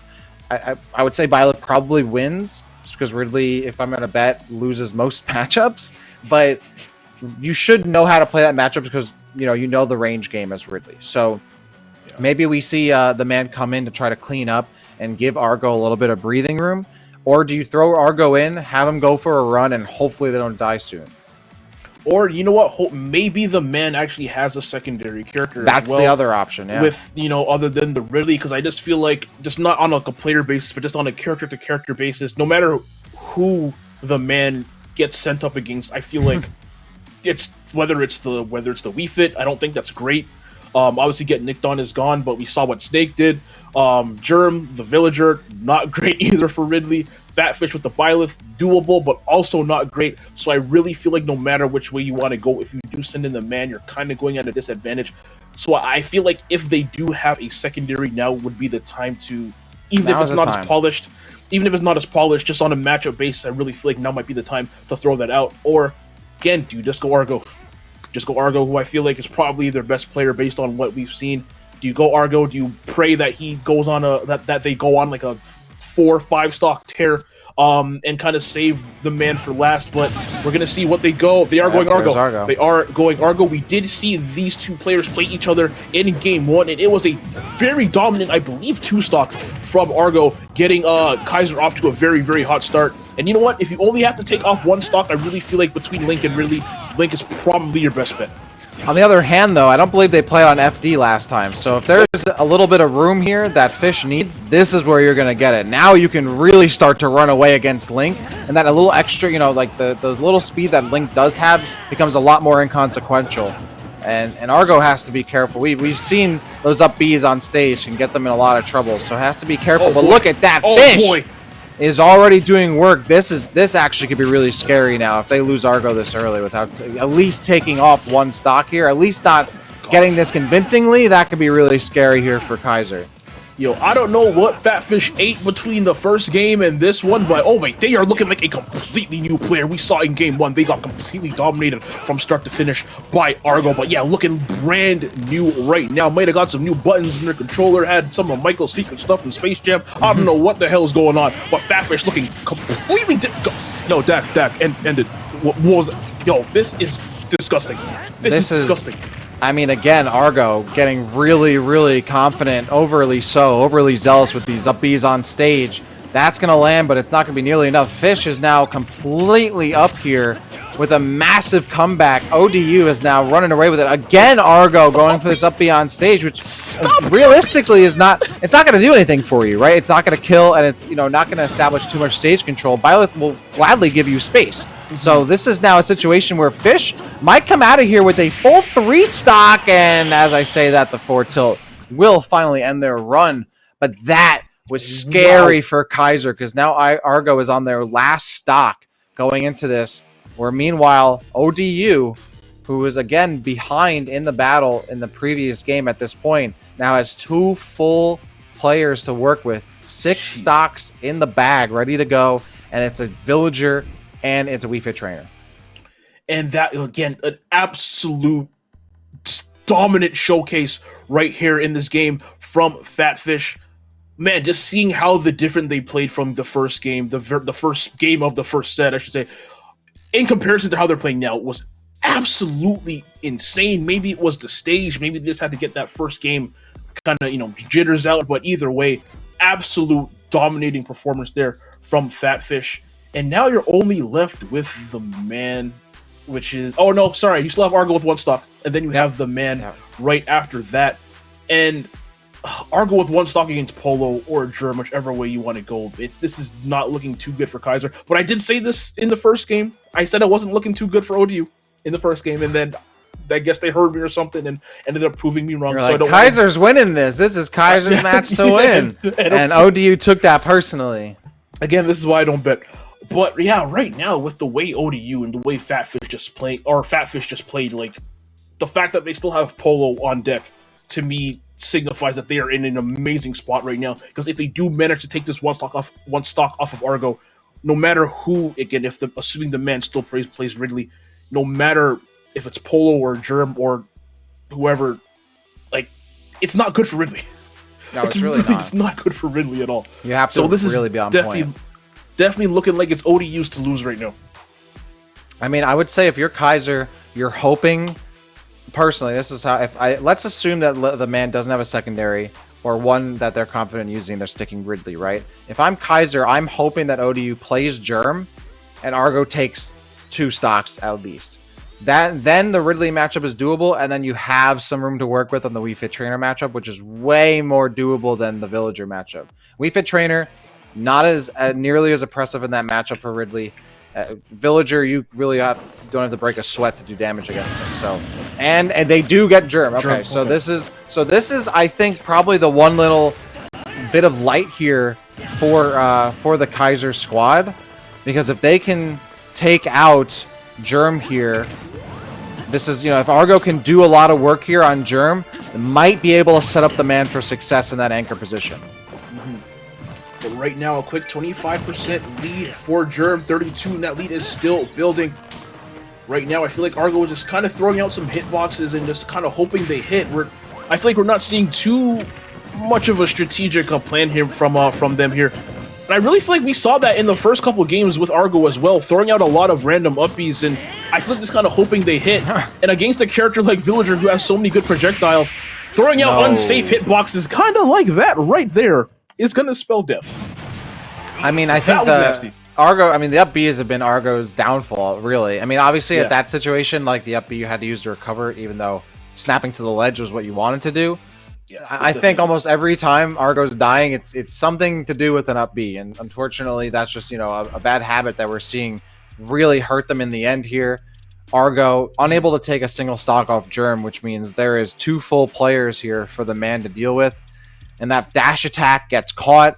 They're struggling to land. The down air also whiffs, and then another up-B. That's just, salt in the wound there with the Lloyd to grab, and then another up-B. And they die. Like that. If that's not a swan song for you there, I don't know what it is. Because that right there is Argo. The death note. You don't have to write Argo's name. You just write up-B there. Like death by up-B or whatever it is. And Argo goes down and has something go wrong with them. But yeah, that's that's unfortunate to see, because now Kaiser, this is way dire compared to the previous matchup. If you're just joining us, I mean, you already missed a lot of great crew battle action. Make sure you don't miss next time, because we have another huge matchup coming up. But if you're just joining us, you missed the previous match. It was 3 stocks to 3 stocks, 2 clean full players left in the wings to battle it out. Now it's a complete player advantage here for ODU. Old Dominion has a full player ahead of Kaiser, which means the man has to take out 6 stocks for them to not only win this, but to stay alive in the series. 6 stocks with presumably a Ridley against Wii Fit and against Villager. Yep. I don't want to say it's over. I don't. I want to see it. I want to see this Ridley comeback. Come on. But I do. I know you do. I know you're the biggest Ridley fan in the world, so I know you want to see it. But like, man, I just struggle to unless the man has like a Steve backup or like a Kazuya backup. That's the dream right there. Now's definitely the time to whip that out. But just really against both Wii Fit and against having to take 6 stocks without losing 3, a very, very tall task for anybody, no matter what character you're using. But with the way ODU, each player in ODU has been playing as well, I can't see it happening, dude. I can't see it happening. I'm almost hoping that maybe we see the Cloud secondary. That might be a really good character matchup to throw out here, and I would think does pretty decently against Wii Fit and Villager. Sora? Okay, yeah. Sora! Hey, No! GG's. No! Hey, wrap it up. As a Ridley main, you really have a Sora secondary, man. We could have had Master Chief in this game. So we had Sora. No, this is gonna be. It's gonna be rough. Oh my god! For those who are unfamiliar, who are maybe watching Smash for the first time, it is literally a meme that Sora never wins. There's literally an account on Twitter that documents every single time a Sora wins a match. That Twitter is not very active. Let's just say it like that. So having a Sora secondary with the Ridley, I feel like Sora's not as bad as people want to say. But I feel like if you're gonna play a character like Ridley, you need to have a secondary that is just absolutely explosive. Kind of like a Kazuya or a Steve, one of the busted characters that can just take stocks at will. This is gonna be very rough, to say the least. This is just gonna be very rough. Honestly, I think this just might come down to matchup and experience, right? Like you're seeing the man just throw out a lot of moves and kind of be in a situation where they're getting caught in cooldowns and getting hit by Villager forward air. So that's something you really want to avoid. This stock has been a bit better. I think they've started to slow down a little bit and like pick and choose their moves a little bit better here. But again, once Germ starts to get rolling, it's a bit hard for Sora to get at a disadvantage. I love that, proccing the counter there off Sora so they can follow up on the landing with Germ. So Germ certainly is in control here and knows what's good. Trying to catch him in a tree situation, and the man is doing their best to try to land something started. But Germ is not only playing this well at a range, but has a move to stuff Sora's approaches almost every single time. Yep. And we're seeing a full stock lead right here from Germ as well as you get that back throw from the man, pocketing the fire. Couldn't do much off of it, getting the up B. There we go. Fantastic KO there from Germ. But the fact that you had to go out that deep to get a KO, I feel like is a bit telling. What's the edge guard opportunity here? High recovery with the side B. Very good option there, but the up smash after the down smash is going to take it. Argo. Sorry, not Argo. I keep saying Argo. The man on their last stock and Kaiser on their last stock. I don't know if Donald and Goofy are in this game, but Sora, you better start summoning some friends right now because you are definitely going to need it if you even want a chance to win this game. I almost wish we saw the Ridley, man. Like that would have been the move here. I never say Sora's the move, but Sora's secondary can be an issue. You're seeing it play out here right now. Just a character that, when you're playing a floaty character like Sora and you have Villager who can just keep stuff in the air and make it difficult for you to land, like you're kind of moving uphill here with the rock already weighing you down. And this is now in a situation where the man has to work from behind considerably. I mean, you have to take out 5 stocks and you have 1 and you're already at 74%. You have to get these next 2 and get that fresh reset, and then you have a whole full player to deal with here. And look at that. Germ has the pocketed Thunder and kills with it. And kills it with it. That is wild. I'm like, oh, that's going to be a little crucial there to get that pocket, and it literally comes right back out of pocket for them, which means Old Dominion University will be your first winners of the night. We'll take that 2-0 victory over Kaiser University and continue on through this regular season play at a 2-0 record, finishing off their week 2. And that Sora pick, that man, I can't say that I believe that was a good thing. That was rough. Once again, there's a reason why this character is kind of a meme in Smash right now, and there is look it up, there's a Twitter account dedicated to all the time Sora has like won a match, and it's not very active. So if you're gonna play Ridley, I really feel like you said you have to have a secondary.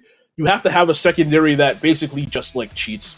Like I keep saying Steve, Kazuya, Pyramithra maybe, Pikachu, like one of the top tiers, or maybe like a high mid tier has to be your secondary, more kind of consistent character to deal with things like Villager, like a Snake, like a Wii Fit, and all the other characters that we saw in this crew battle. I really feel like Ridley Sora might not be the move as we saw right there, but either way, Old Dominion taking that 2-0 after a very close first set. I really felt like the second set was gonna be a lot closer, but they came out swinging right from the jump.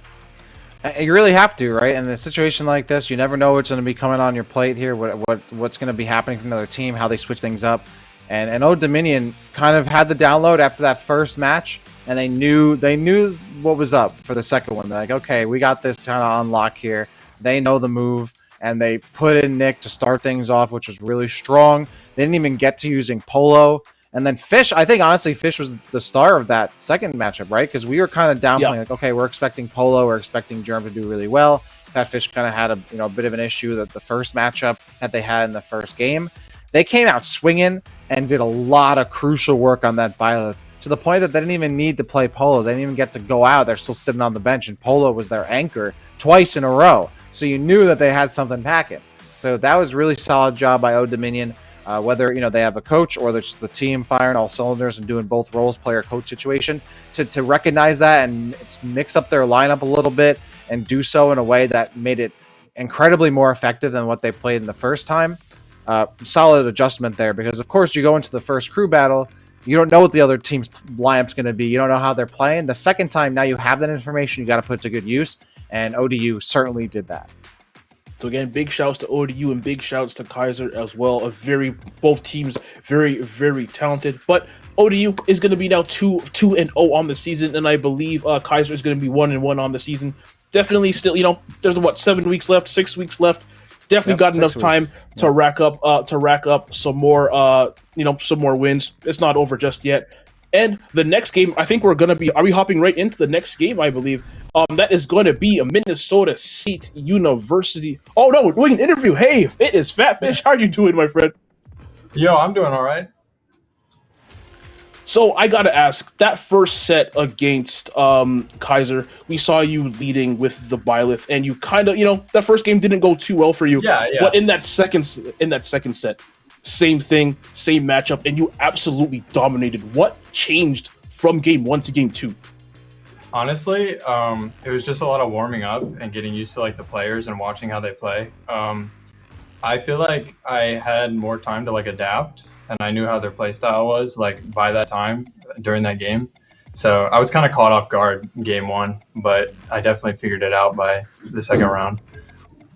Yeah, absolutely. And we certainly saw that, and certainly probably helped to be on FD for the second time as well. After that first, go ahead. No, I was just agreeing with FD. Yeah, definitely going on FD. For the second game, what was the team feeling between the two games? Because, the first one, obviously a lot closer. It went down to, 2 players, both at 3 stocks each. What were you thinking as a team going into the next one? What adjustments did you think you had to make to ensure that it wasn't as close going into the second matchup? Honestly, just reordering the team. So, we had Nick play first, and that definitely helped figure out what they were going to play in their lineup and stuff. And for sure, just talking amongst team members about matchups and stuff like that.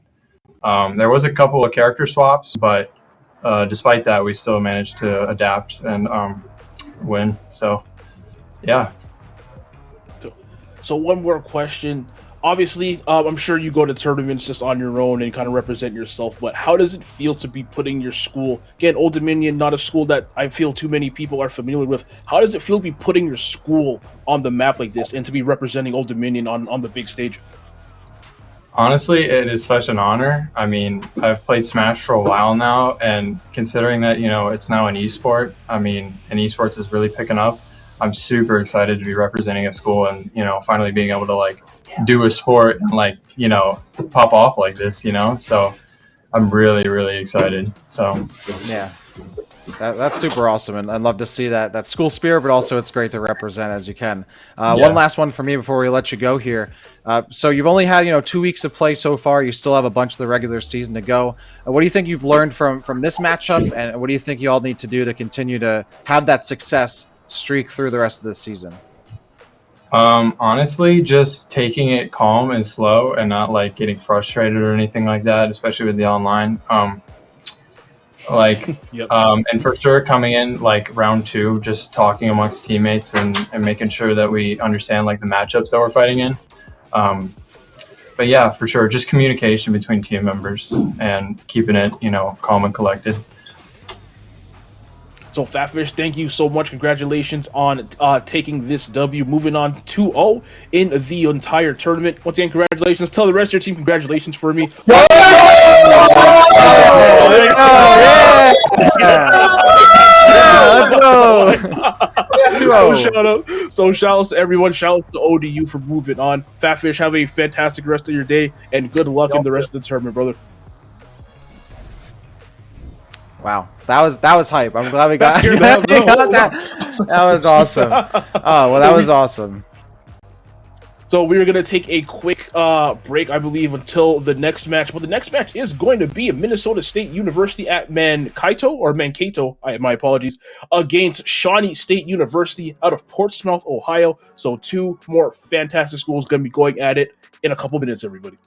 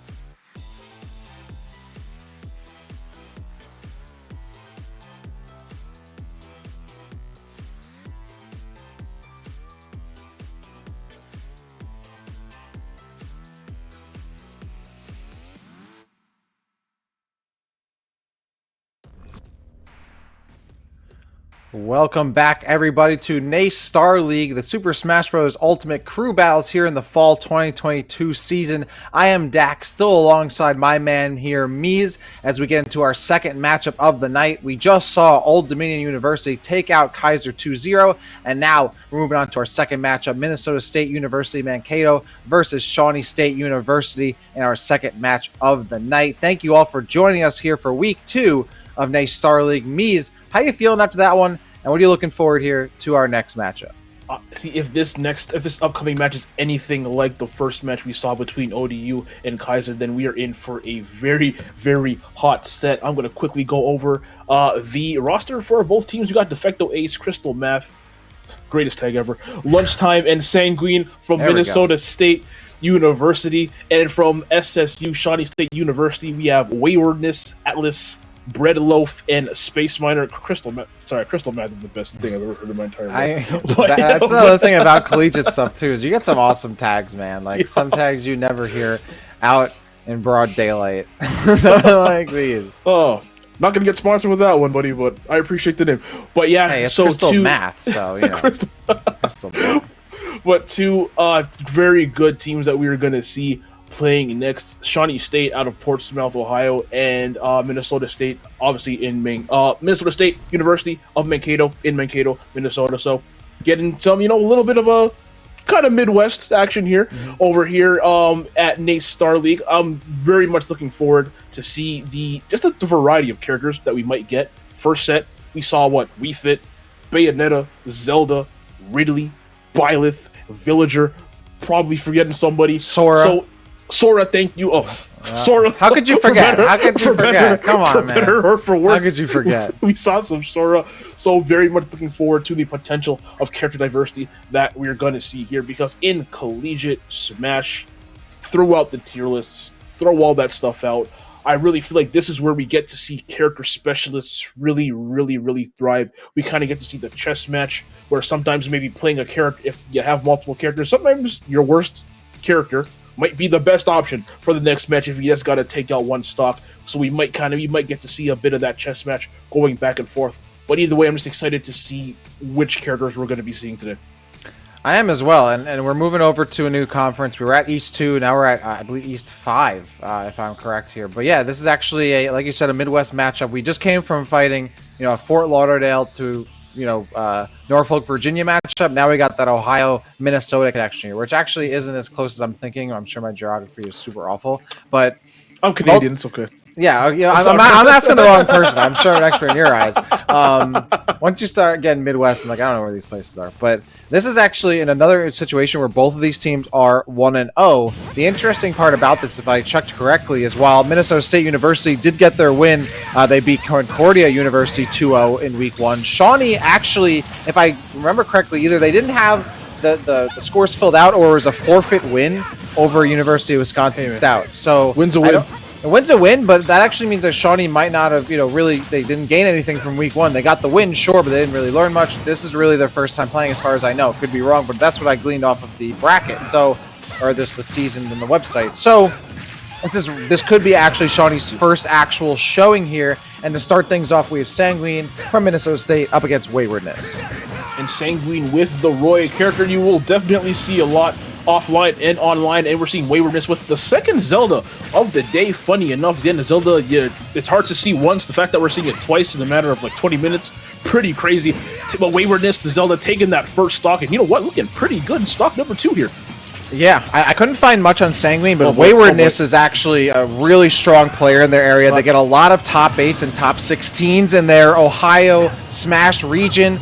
They got 129th at Combo Breaker, and they have a 2-stock lead here to kick things off in this crew battle.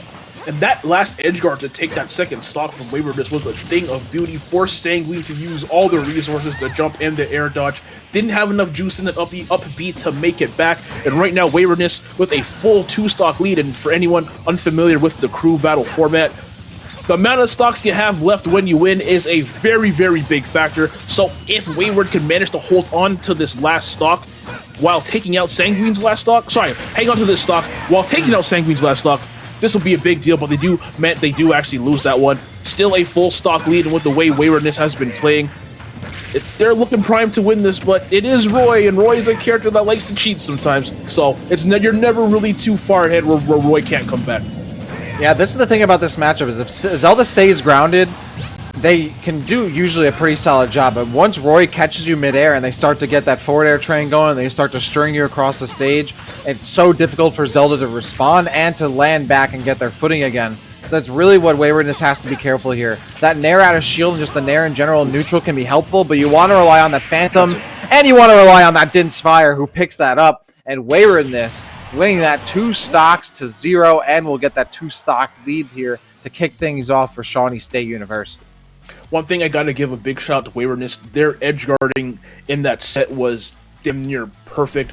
I believe it was the second stock, forcing Sanguine to use all their resources to get back on stage. This might actually be the stock I'm talking about, kind of forcing them to use all of their resources off stage in order to get back, and just didn't have enough juice with the up B. I think we're going to see the Din's Fire. Oh no, there's the Phantom. Yeah, and just that counter, missed timing on the counter, and there we're going to see, jumping away from the Din's Fire and just not having enough to make it back. A great edge guarding. And honestly, if there's one thing that if you're trying to learn Smash you can get from that little exchange is you don't always have to hit your moves in order for them to be effective. All you have to do is force your opponent to react to the move. And if they react to the move in, I guess, the wrong way, you can get stocks like that. So a little bit of a tip there for anyone just trying to pick up Smash. But yeah, Waywardness, fantastic display right there in a matchup that I feel like most people would say is abysmal for Zelda. Yeah, it's certainly not easy, but from what I could tell, Waywardness might be their strongest player on the Shawnee side. So we're getting that start off where, okay, we're going to play our best player. How many stocks can they take? And honestly, with Waywardness only losing 1 stock there, that's setting things up pretty well. Because what I could gather, and again, could be wrong here from Minnesota State, they might have like a Kirby to work with, a Jigglypuff, and a Luigi potentially. Excuse me? Yeah, so that's, again, this is what I do like about this team here is that, like, nobody else has the tag Crystal Math. I know that. That is the greatest. I'm pretty certain. Defecto Ace, a pretty uncommon tag. So if my research is correct, I'm pretty sure like we have a Kirby or a Jigglypuff to work with. Of course, they might have other secondaries they just use and don't use them often enough. Lunchtime, I believe, is potentially a Luigi and also might have a Jigglypuff too. Very odd lineup. We'll see if I'm proven wrong here, and of course, I always love to have that happen to me. We'll see when we get the pull out there. Oh, okay, so it's a Isabelle. So it's not none of them. It's an Isabelle, which is great. Isabelle. And it's Defecto Ace. Okay, so we have the Isabelle. This is going to be interesting because this is a character we technically have seen before, and actually now that I look at it, Defecto Ace does play Kirby, but it looks like they do have this secondary here for the Isabelle, so I should have mentioned that. But against a Zelda, I mean, that's a character who can deal with Isabelle pretty handedly. I just gotta say, Kirby with the Isabelle secondary is a wild lineup. That is an absolutely insane really lineup. But you know what? That's why I love Collegiate Smash, because this is where you get to see a bit more of the craziness pop out. But either way, we're going right here in game 2. Defecto Ace doing a pretty decent job right here of kind of keeping Zelda at bay. But the thing with Zelda is in that mid-range, all they need is one straight forward air or back air, and you can lose a stock as early as like what, 60, especially with a character like Isabelle who's really, really light. But you know what, Defecto, I'm pretty sure they know that and doing a really good job of just keeping their distance. Really, the key part of this matchup is to bait out bait out, excuse me, neutral B from Zelda, right? Like you want to have Zelda commit to Nairu's love and then try to punish on that cooldown.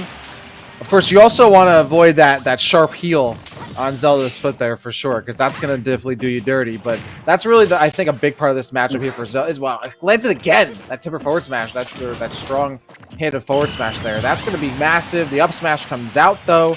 And now Defecto Ace with not a massive lead, but one to work with here. The Phantom Call? No way! Sorry, you were saying. I don't know if that should... I mean, I know Isabelle is small and light, but they were at like 60-something%. I'm not sure if that should have killed. I think they might have been holding away from the ledge to get back on and ends up getting caught by the Phantom. And all of a sudden, Waywardness has an opportunity here to take a considerable amount of stocks from 2 players.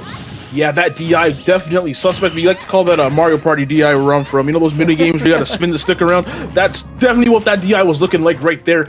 And just like that, Wayward, who looked like might actually, Defecta, who looked like they might actually be able to do some damage, on the verge of losing all 3 stocks right here to Waywardness. If that fire hit, that might have been it. Phantom delay. Did they manage to catch it? I couldn't quite tell. Doesn't even matter. Does not matter as that short hop forward air from Waywardness comes out. And is that 6 stocks? No. That's 6 How many stocks. Is That's that 6 6 stocks? With That's 6 Zelda. stocks. With Zelda of all characters taking off 6 stocks. We've talked about strategy before. Again, I'm not familiar with kind of the hierarchy of skill on Shawnee State University, but if Waywardness is their best player, we talked about how effective it is to sometimes just send your best player out first, grab that big lead, and to just take pressure off of everyone else. And honestly, if this isn't Shawnee State University's best player, I would be shaking if I'm Minnesota right now, because Wayward is absolutely running over everybody. And Zelda is one of those like gatekeeper characters where, like, if you don't know the matchup, you get stomped. If you do, Zelda becomes obviously much less of a threat. Like, it's not like a character like, even if you know the matchup, they still dominate. Like, if you know the matchup against Zelda, you can at least play a bit safer.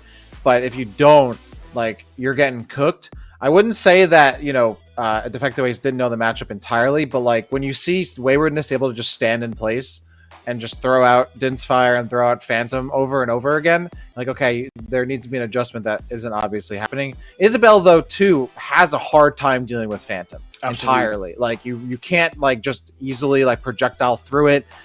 It's such a massive hitbox for a character that, even though is small, still gets caught at the ledge. You saw that right there. Like, 2 Phantoms in a row. Isabelle really has to play that safe, and especially if you're jumping from the ledge a lot, which villagers and Isabelles tend to do, you're going to get caught by that move. So really solid job by Waywardness. Like, if it ain't broke, don't fix it. And unfortunately didn't see the adjustment that was necessary for Defective Ace on the side of Minnesota State University.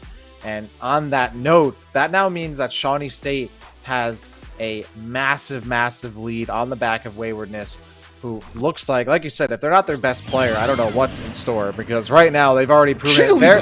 And there we go. So I think this is Crystal Math, I believe, who is playing the Jigglypuff. I know Lunchtime might also have a pocket Jigglypuff, but I believe Crystal Math's main is Jigglypuff, and indeed there it is. There we go. Right? Like, this is such a weird team lineup here. Like, I don't even know.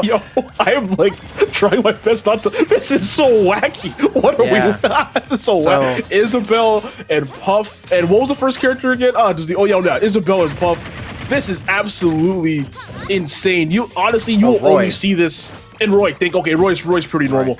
But, like, Collegiate Smash is the only place you will see this. And that's the only place you will see someone get murdered at, 60% like that with a down throw into up air. Yeah. Oh my gosh, Wayward is this is starting to look really bad. So you remember when?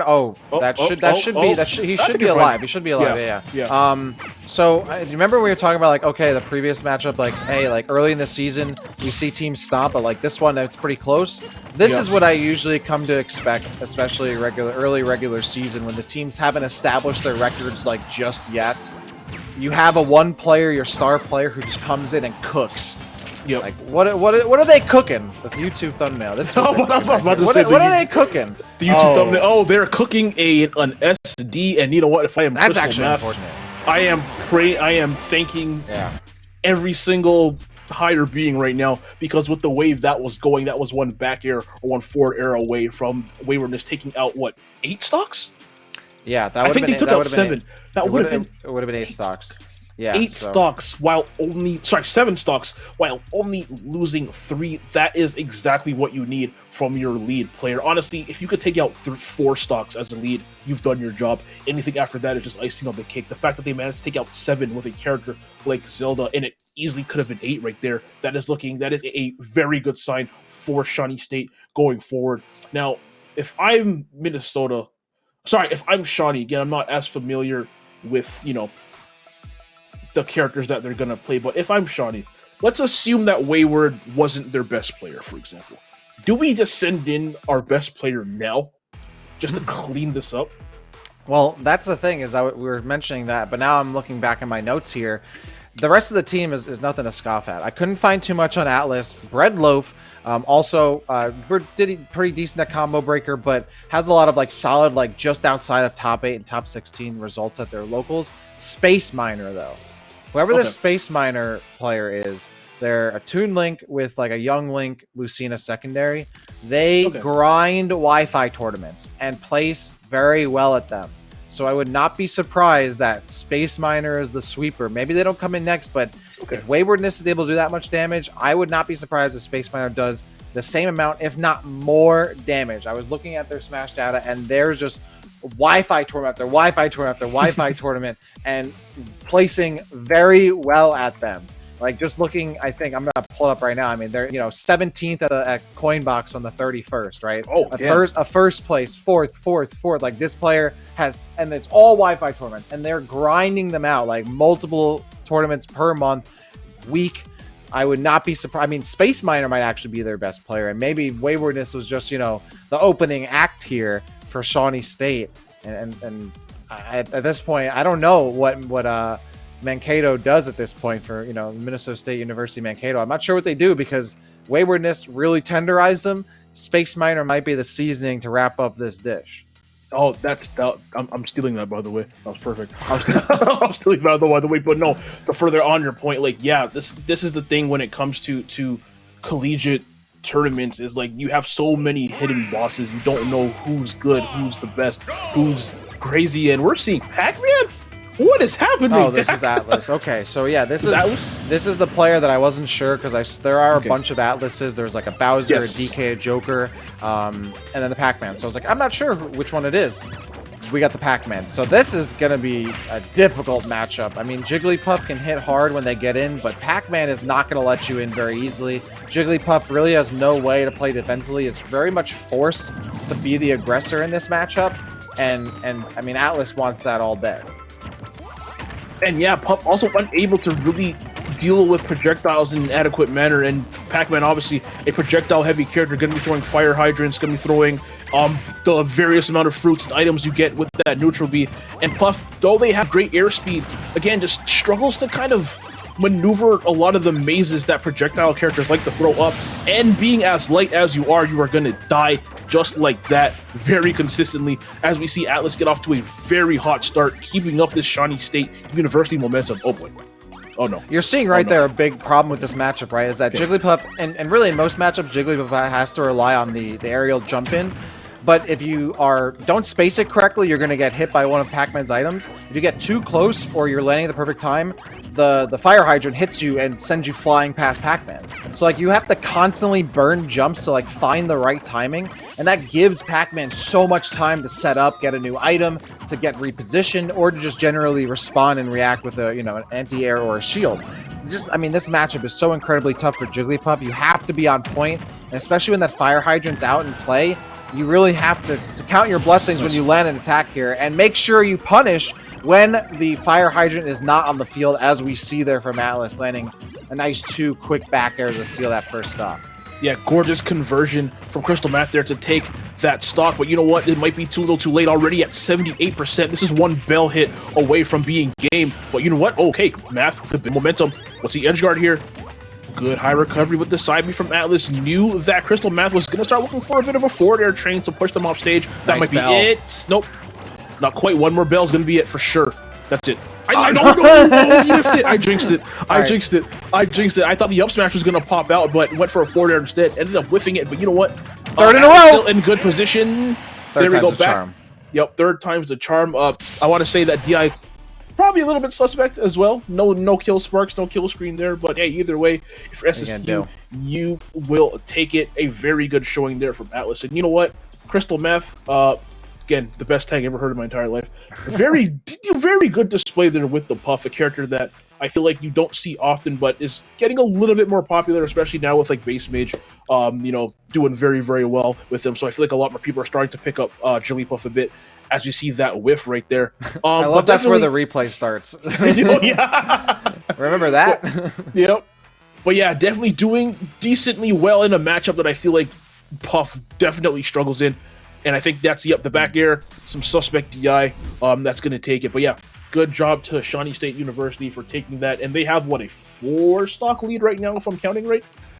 It might even be more than that at this point because Mankato has just lunchtime left. And you have Atlas, who still has 1 or 2 stocks, and then you have Breadloaf and Space Miner. So I would have to imagine it's a much larger stock lead than that. Lunchtime sitting, waiting in the wings here for Minnesota State University Mankato. And if I'm not mistaken, they play Luigi. So that's a very volatile character. I mean, if you're going to try to cheese someone, Luigi's a good way to do it, but Pac-Man, not always the easiest character to cheese. If Space Miner's pulling out that Toon Link, can easily wall out Luigi if they need to. And then Breadloaf, I believe, plays Roy. So if you want like that, there's literally like all like different play styles are encapsulated in that lineup I just read off. If those are the characters they play. So if one doesn't work, you just shift to the other style of character, and you're gonna whittle down those 3 stocks on Luigi. But who knows? I mean, if Luigi is being played by Lunchtime could just be super nice with it. So what remains to be seen. Like that's what, is it time for lunch? Is it high noon? Are we gonna be getting these grabs, or are we gonna get a little bit of a quick bite and that's it?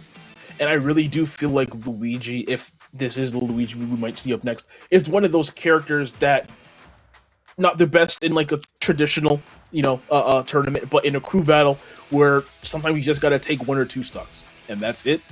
Being able to get those grab combos, and again, if you're unfamiliar with how Luigi plays for watching Smash for the first time, this is a character who can basically grab you once and take you to death. It is going to be Luigi. Yep, 1 grab from Luigi is all it takes for this character to completely annihilate your stock. Everybody knows that though, so let's see how Atlas manages to play around it. Pac-Man, not the easiest character to grab, especially with fire hydrants and spaceships and bells and fruits flying around. Definitely not too easy to grab, so let's see how Atlas plays around it. Because we all know what Lunch is looking for. Yeah, and the worst part about this too is I'm pretty sure Lunchtime also plays Jigglypuff, so like they almost had to go Luigi.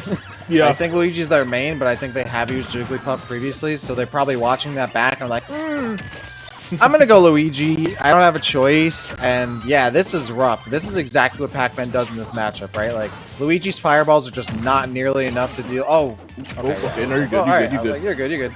Like there's so much out on the field that for Luigi to commit to grab is almost a death sentence. So now Luigi has to play honest, and that's the opposite of what Luigi wants to do at any point in time. Yeah. And just looking at the roster for MSU right now, all full, with the exception of maybe Roy, I really feel like all 3, Luigi, Puff, and Isabelle to a lesser degree, but all these characters I feel like kind of struggle against Pac-Man, so this might just be a bad matchup thing for the school. As we're seeing Atlas try and get an edge guard right here. Still no grabs from Lunchtime. That's going to be a stock. Yes, it is. No. Wow. Nothing really. No grabs from Atlas. Sorry, from Lunchtime right now, because we all know we're trying to go for that. Atlas knows it too. Not letting him get it. Jumping around everything. Putting up fire hydrants. And you mentioned it earlier. Luigi just kind of struggles to deal with all the stuff that Pac-Man wants to throw out. And is just really unable to get anything other than a couple of stray hits here and there. This is, I mean, a crazy climb here. Pretty much, Lunchtime is kind of up here, up a river without a paddle, so to speak, right? This is just, there's almost no doing here. For Lunchtime to make this back, they'd have to literally take care of 8, like, they would have to get rid of 4 stocks per their 1 stock at a time, which is an incredible feat. Oh, and that is a heartbreaker for that up B to not land. Like, you're already down by so much, and then just to, like, rub salt in the wound, like, you don't even land the sweet spot up B. Like, that's if that was one thing to get them back into this game, that could have been it. Because then Lunchtime could have maybe taken the next stock without losing this one and got a fresh 2 stocks, but now that's almost certainly out of the question here, especially when they start to fish for these run-up smashes. And if they managed to get that up B, that would have been some really great momentum as well. But it really feels like the Smash God's not on their side right now. Good little edge guard here from Atlas, racking on a little bit of damage, not able to take the stock though. And I don't think, has Lunchtime managed to get 1 grab yet? No, I don't think so. Oh, jeez. Does get a fire hydrant to the face though. Speaking of grabs, I really love that setup earlier with Atlas throwing the melon on top of shield that just slowly floats to the ground, so you can't jump out of shield and you're forced to either attack or get grabbed. Like, that is just really nice little play there. I love that. That's how you know it's the mark of a, well-tenured Pac-Man main here in Atlas. who is now avoiding that Luigi NATO and does so very handedly. Now has him caught on the platforms and lunchtime, struggling to get back on stage. I mean, we're way past the getting a grab point. Just trying to at least win in neutral is now the goal here for lunchtime. Like, just get a clean hit, get a back air, get something right now. Just take this one stock. But you know what? I just noticed this is actually Minnesota State's last stock of the game. We might potentially see an 8-stock victory, Dak. If not 8, then at least a 7 if this keeps going the way the way Alice is playing. If this keeps going in the same direction. Again, lunchtime is unable to really get anything other than straight hits. All this 131% has been just, you know, a nair here, a back air there. We haven't really seen Luigi get anything really long going, and you're not going to win a set like that. Oof. Yeah, this is looking dire. We might see the full 8-0 here. There it is. And there it is. Atlas lands at Shawnee State University, taking match 1 of this series 8-0, only using 2 of their players to do it, and they will be up in the series 1-0. That was just domination, start to finish. There's not much. Understatement. There's bro. There's not much to be said. There's not much to break down other than that was just like, that was hard to watch at times. That was absolutely hard to watch at times. Shawnee State just coming out of the gates, absolutely swinging, like you said, only using 2 of their players, Atlas the Pac-Man, Waywardness, the Zelda, who each dominated the competition. I don't know if they took out an even amount of stocks. I think they each took out 6 stocks, which is absolutely insane in a crew battle. If you could take out 3 stocks, maybe 4, you've done your job. Taking out 6 and then having a partner come in after and then take out 6 themselves, almost unheard of in a crew battle. I 100% agree. And honestly, it's really hard to say like what it came down to in terms of player skill, because I really don't think we saw enough out of Mankato. I think it just came down to character matchups. Like their character pool just unfortunately did not match up well at all against Shawnee State. Like having a Jigglypuff, a Luigi against a Pac-Man, you know, Jigglypuff against Zelda. Like these are matchups that just do not fare well at all, especially online, especially the crew battle situation where you can get counterpicked. Like that's, you know, the Roy from Sanguine was probably their one opportunity, I think, to really jump in there and surprise, but I think even that got kind of rinsed too. And that got kind of rinsed too, yes. But to be fair, that was a matchup against Zelda that should on paper go in their way, so maybe that is a little bit of a hint towards player skill. But I think honestly, just character wise, Mankato just did not match up well at all against Shawnee State University, which is really unfortunate because had they had other characters in their pocket, things could have at least been a bit closer. I think just Shawnee both had the character selection down. Like they came into it winning on the character select screen, and then their 2 strongest, I mean, 2 extremely strong players. We didn't even see Space Miner, who I gassed up a ton, and then Breadloaf, who's also looking apparently really good. So we'll see how this goes. Will we get the change up here for Shawnee? Will we get the change up here for Mankato? We're going to find out, because don't go anywhere. We'll be back with the second match of this series on the other side of this break.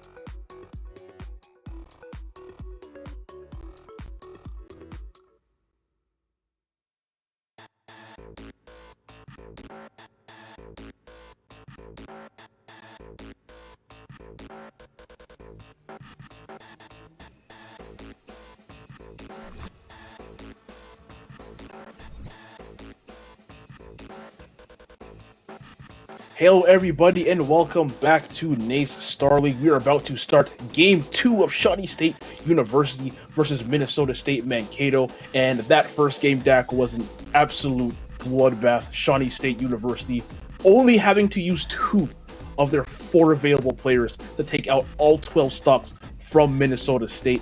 Zelda and Pac-Man Waywardness and Atlas just completely dominating. I don't know in that little 5-minute break what Minnesota can really do to plan, but whatever it is, they have to whip out all the stops right now, whether that's character choices, please Steve, whether that's character choices or, you know, character picks, whatever, fixing up their order, please Steve, whatever the case is. But I don't know, man, that was a bloodbath. Please, yeah, I Steve. mean, Shawnee State, they came to play for sure, and now that I mention it earlier, how the other team in their week 1 might have forfeited. Maybe it wasn't a no-show. Maybe they just saw what Shawnee State had to offer. They're like, yeah, you know what? We're good on that. You can have it. So I wouldn't be surprised there. The Shawnee State University, they won. You know, they won that cleanly. At this 8 point, stocks. they're primed to go into week 3 2-0 in the East 5 Conference. I would not be surprised. And yeah, they did it with just 2 players. They did it with Waywardness, a very solid Zelda from the Ohio region who cooked and got a really solid placement. A combo breaker, constantly placed well at their Ohio region locals, and I mean, took a ridiculous amount of stocks. I believe, like you said, 6-6 each there. And then Atlas, a player that we hadn't really talked about much, we didn't know too much about them, showed us exactly what they were about, especially on that Pac-Man, making it look easy, destroying a Jigglypuff, destroying a Luigi. And now the onus, of course, is on Minnesota State University Mankato. How do they change this up? They changed the order, they changed the characters. What are they going to do to bring this to the table? Because it's not something like the previous series where it was really a razor's edge between the 2 teams, right? Like, could have gone either way. So a slight adjustment was really all that's needed. For Minnesota State here, a big adjustment is needed. And where do you really pull that out from? So I'm interested to see what they can do. Shawnee State has not even played their full hand here yet. Yep. They still have half their team, so they can easily change things up. I would assume they're just probably going to do the same thing again and be like, hey, like, throw out Waywardness first and see how many stocks I can get. You know, play that game, see if they can beat their record or not. Or do they, you know, kind of catch Minnesota State off guard? Be like, hey, they might change their you know, their lineup. How about we use our 2 players that they haven't even seen yet and throw them out and see how that kind of creates tides and waves in the ocean. So we'll see how that plays out. Of course, Shawnee, the absolute favorite. Can Minnesota State change things up and bring this to a match 3? And if I'm Minnesota right now, like, it's hard to even plan for what's next because, like you said, I haven't even seen 2 of their players yet. Mm-hmm. So you can sit there and you can strategize and say you should do this first and you should do, but it's like you don't know half your team. Don't know. And the half you saw absolutely cooked you. So, like, if I'm Minnesota, you don't even know what to do. If I'm Shawnee State, like you said, honestly, I just toss out the same 2 people. I'm gonna keep doing it until you figure it out. Or hey, you know what? At this point, they each took off 6 stocks. Maybe they try to get, you know, the whole quartet taking out 6. Maybe they send in Bread Loaf. Maybe they send in Space Miner. Make it a little competition between everyone. See who could take out the most stocks. But honestly, if I'm then, idea. I just want to secure the win. I just send out Waywardness and Atlas until they get an answer, until they figure it out. But either way, we're gonna see what is happening as we get into this game 1. This is again the second set between Shawnee State and Minnesota State, and we are actually seeing Crystal Math coming out. Okay, against Waywardness. Okay, Crystal Math switching to the Snake. A bit of a better, not a bit of a better, a lot of a better, a lot of a better matchup right here. We did see them go Jigglypuff in game 1. Snake definitely more suited to taking out Zelda. But honestly, I don't think Waywardness cares about matchups right now because this has been pretty dominant to open up the second game.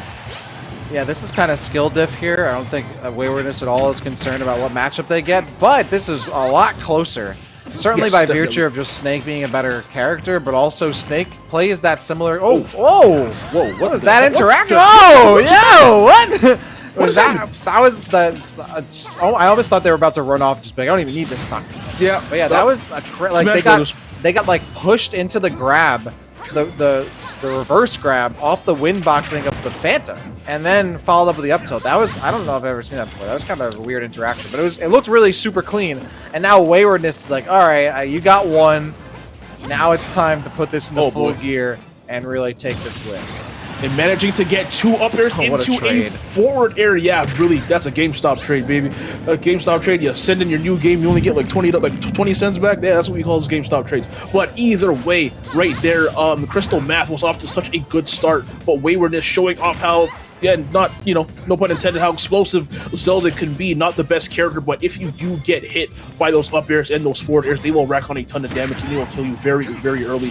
I'm not gonna lie, Dak, I was about to say, this is looking like, you know, Crystal Math and Minnesota State maybe, you know, came up with a game plan, but if the rest of these stocks go anything like that second one, this might be another body bag. But you know what? Crystal Math keeping us close. This is like one up tilt away with some bad DI from being tied up. Yeah, this is a lot. I mean, this is what we were talking about before the break, or just, you know, before this next one, you know, before the break. Like, the character pool for Minnesota State University, which is not there. We've already seen a massive upgrade, which is completely changing it. The C4 catching Waywardness with the up tilt, as they're occupied up tilting, that is.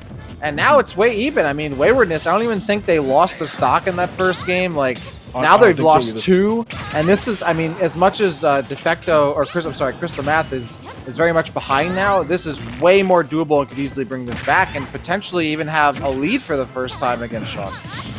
And yeah, this is Snake able to rack on a lot of percent in basically no time at all. So despite this 60% lead, everybody, this is definitely a very, very close matchup. Wow, crouching over the everything. patience! Yo, The patience! Wow! Oh, I don't know if that's BM or if that's just smarts, but either way, just crouching underneath the block, or underneath the grab and underneath the forward airs, really, really smart there. That could have been crazy too if that up B went to the right. I mean, Crystal Math, I looking fear right in the eyes this time though. They will DI and stay alive. 138 now, and we'll get back. We'll have a little bit of rage to work with here. Yep. An up tilt might even kill. The Nikita could be an issue if they catch them and go for the runoff back on stage back air. And that trade almost came out too. All of a sudden, Waywardness might be sweating a little bit here. This is Crystal Math's opportunity to take the lead for the first time, and this Snake is looking a bit scary. That crouch is a little unreal, and they just need one up tilt to seal the deal. Oh my god. Is that up throw going to do it? Yes, Yeah. it is, but my goodness, what a shift from how that first set went. Yeah, I don't think Waywardness even lost a stock in the first set, but right there being taken all the way down to the wire by the Snake from Crystal Math, switching off of that Jigglypuff, doing a lot better. And man, this easily could have went anyway. Here we're gonna see that Din's Flare good roll in, and I think we're gonna see a whiffed up tilt around here somewhere. There's the bad up tilt getting grabbed. Up throw at 170 is going to do it on basically anybody in the game. But you know what? Hey, if I'm Minnesota State, if everyone else on the team could play just like that, maybe a little bit better, you're definitely still in this. You're definitely still in this. Absolutely. That's such a heartbreaker too, because Snake could have 100% grabbed there, right? And then just had a follow-up, but you saw that there was a little bit of a delay. I'm like, oh, is the Zelda going to jump nair out of shield? Up tilt will catch that. That would have killed. So you're almost kind of in like a little bit of a 50-50 situation there once you delay looking for that up tilt. So you can't really hold Crystal Math on there. Obviously, hindsight's 2020, but I mean, that's the kind of game that we need to see there for sure. That looked like an entirely different player, an entirely different school here. So that's exactly what they want. They put, and unfortunately, Waywardness is going to get that last stock back to 0%, which we've seen how much Waywardness can get done on a single stock. So this Yes, is absolutely. this could still be a runaway here for Shawnee State, but they, they can bleed, right? They can get hurt, they can get injured, and we've seen that in Minnesota State. They have taken that opportunity to do so, and they put Waywardness now down to 1 stock because we're going to see their next player come out onto the field. It's going to be the Mythoways. Hey, we're getting to much better characters here now. From Isabel to Pyramithra, this could easily be what they need to stay in this match. And we saw Defecto actually play Isabel in that first game. So, you know what? Both Isabel and Crystal Meth basically jumping to the opposite side of the tier list with their second game character picks. Again, the Aegis, definitely one of the better characters in the game. Some people say top 5, some people say top 10, some people say top 1. Either way, you want to push it. One of the best characters in the game. Definitely a far cry from where Isabel is. Oh, sorry, this is Sanguine, actually. My bad. I got the wrong person. This is Sanguine. Okay. My bad. Actually, Roy. Sorry, I'm actually using Roy in that first game. My bad. Either way, still jumping up the tier list a few spots. Pirate Mithra. Mithra, not that great at taking out stocks, but fantastic at racking on damage. And then you can switch to the Pyra right there, who is capable of taking stocks at an incredibly early level. So we'll see how this plays out. But you mentioned it earlier, we've seen what Waywardness can do on 1 stock, and it's looking like they might actually take one right here. Back throw, no, down throw, up air. Good DI to avoid it. That down smash is going to give Wayward some stage position. You can see Wayward just looking for these jumps off the platform out of shield and almost catches at the ledge. The Phantom just a bit delayed there. And if Wayward is really, I mean, they've already done their job. They just need 1 more stock, and I would say that they've pretty much done this, as effectively as they possibly can. Yep. Especially in these new matchups they've gotten. Going into Snake and a Pyramithra, that's a lot more work that needs to get done for Zelda. You can see that Sanguine has to be careful nonetheless. They weren't careful enough there. They do lose that stock. So now Waywardness, this is all extra credit right now.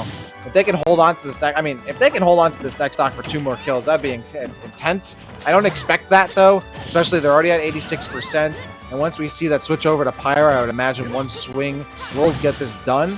The Mithra's still out though, so Waywardness I think has a bit of an opportunity to stay alive. Yeah, kind of shocked they're opting to use Mithra for this. No! Oh no! That's Oh rough. no! That might. Oh my gosh, they were playing so well up until the point, and that side B from Mithra just unable to grab the ledge. That's usually a pretty consistent move, with the exception of the fact that you can kind of hit them out of it. But in terms of grabbing ledge, it's usually a relatively consistent move.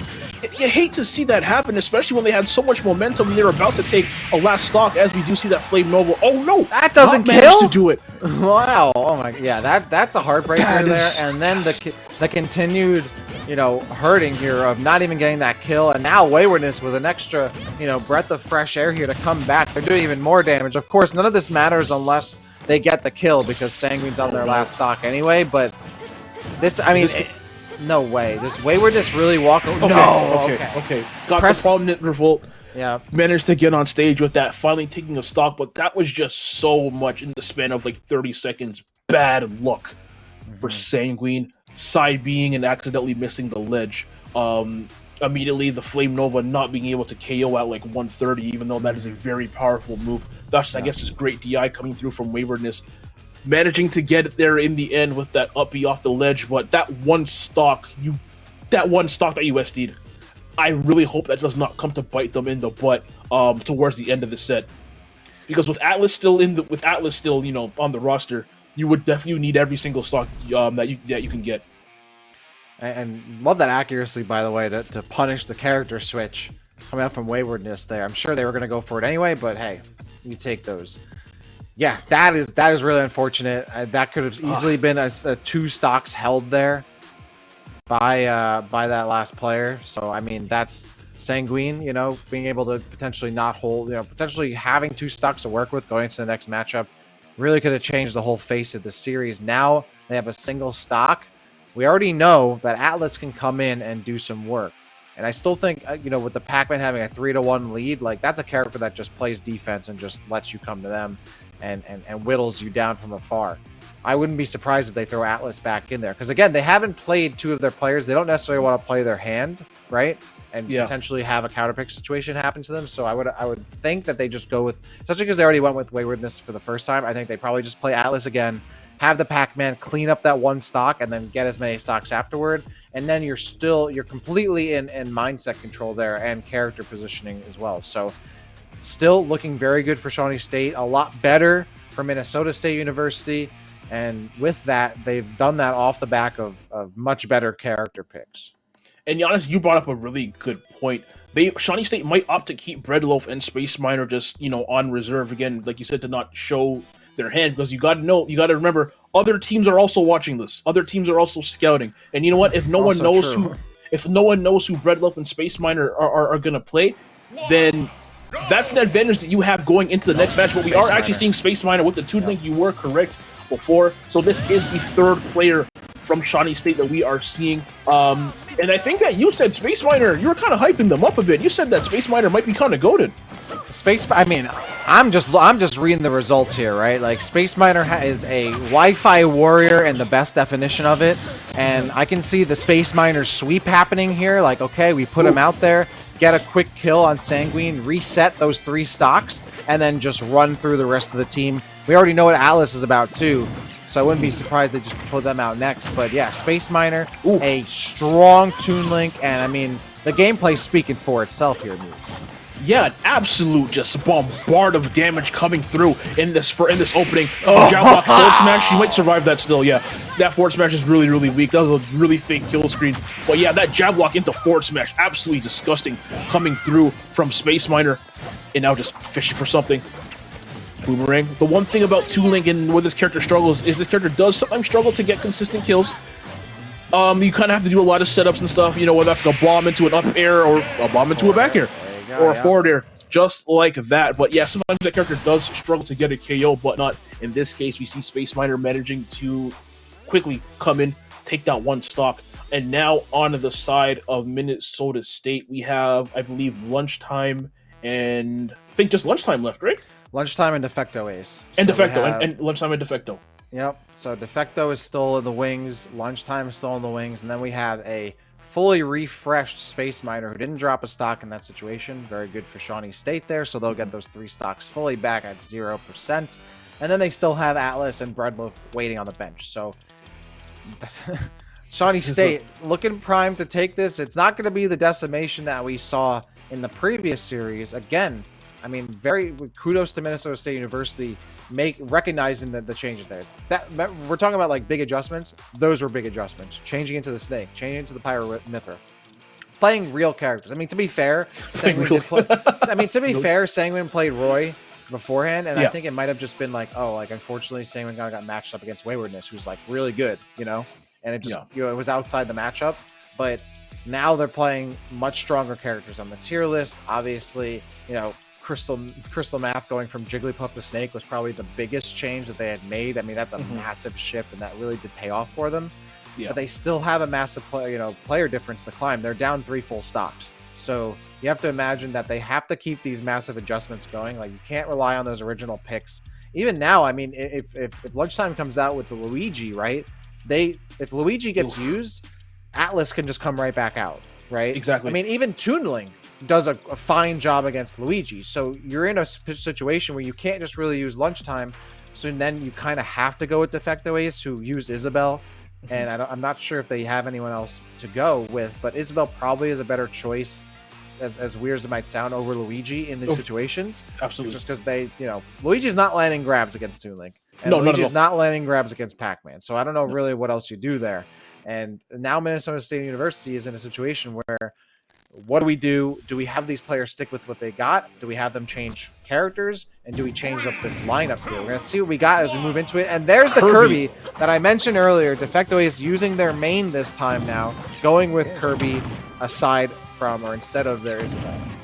And Kirby, I feel like manages or runs into a lot of the same issues that Luigi does, just oftentimes not being able to contend with projectiles. Obviously, not the quickest character, decent airspeed, but with the lack of projectiles of their own, just unable to really contend with anything that Toon Link wants to get out. So I really feel like in a lot of the same ways Luigi struggles, we're going to see Kirby struggle in the exact same way.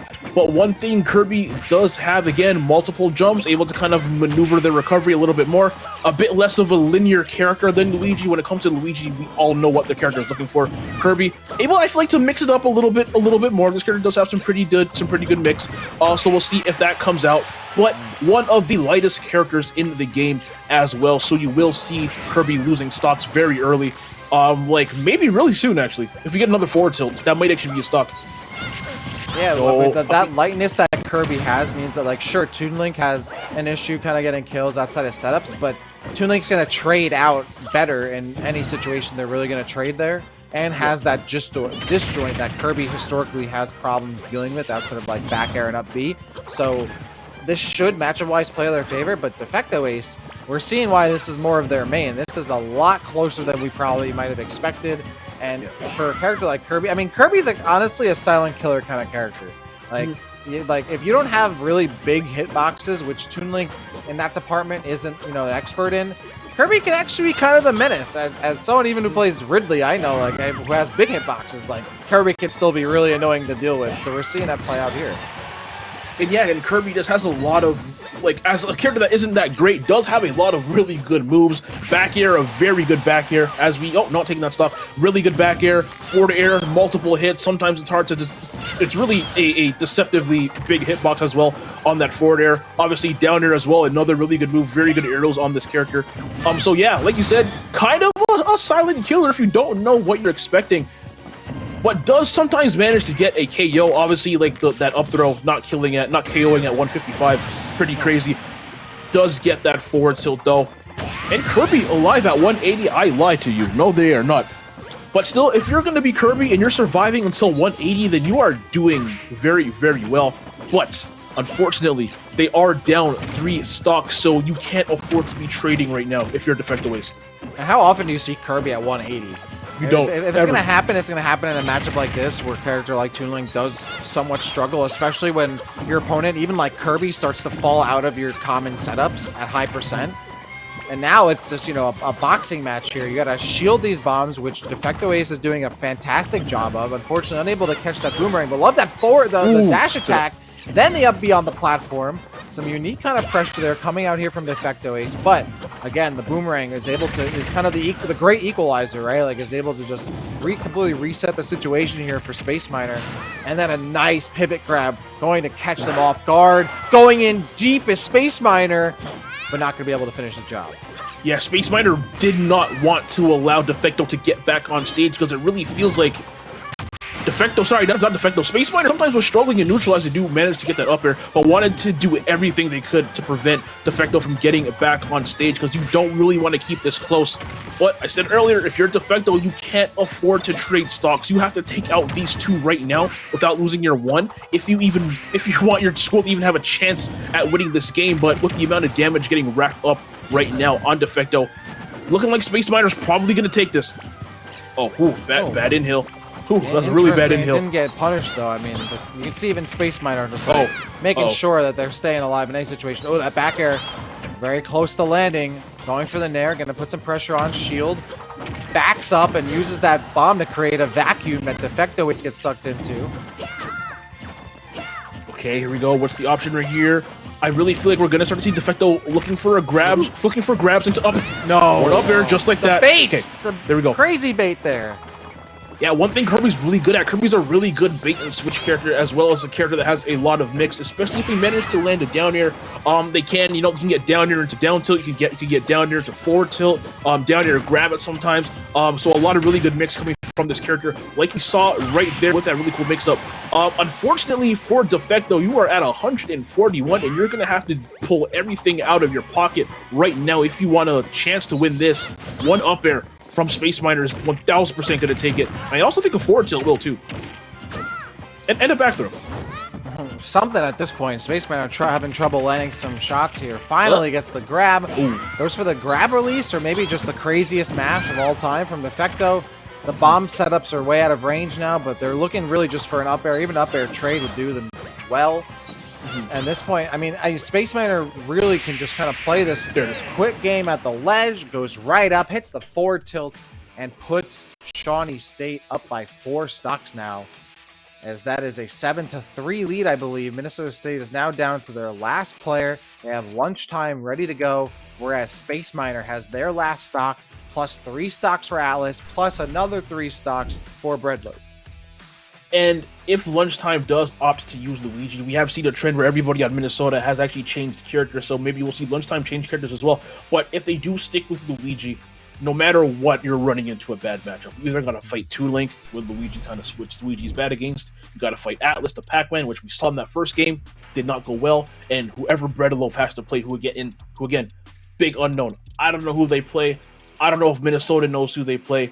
So again, having that X factor of having one person where they don't even know what could come out from Breadloaf.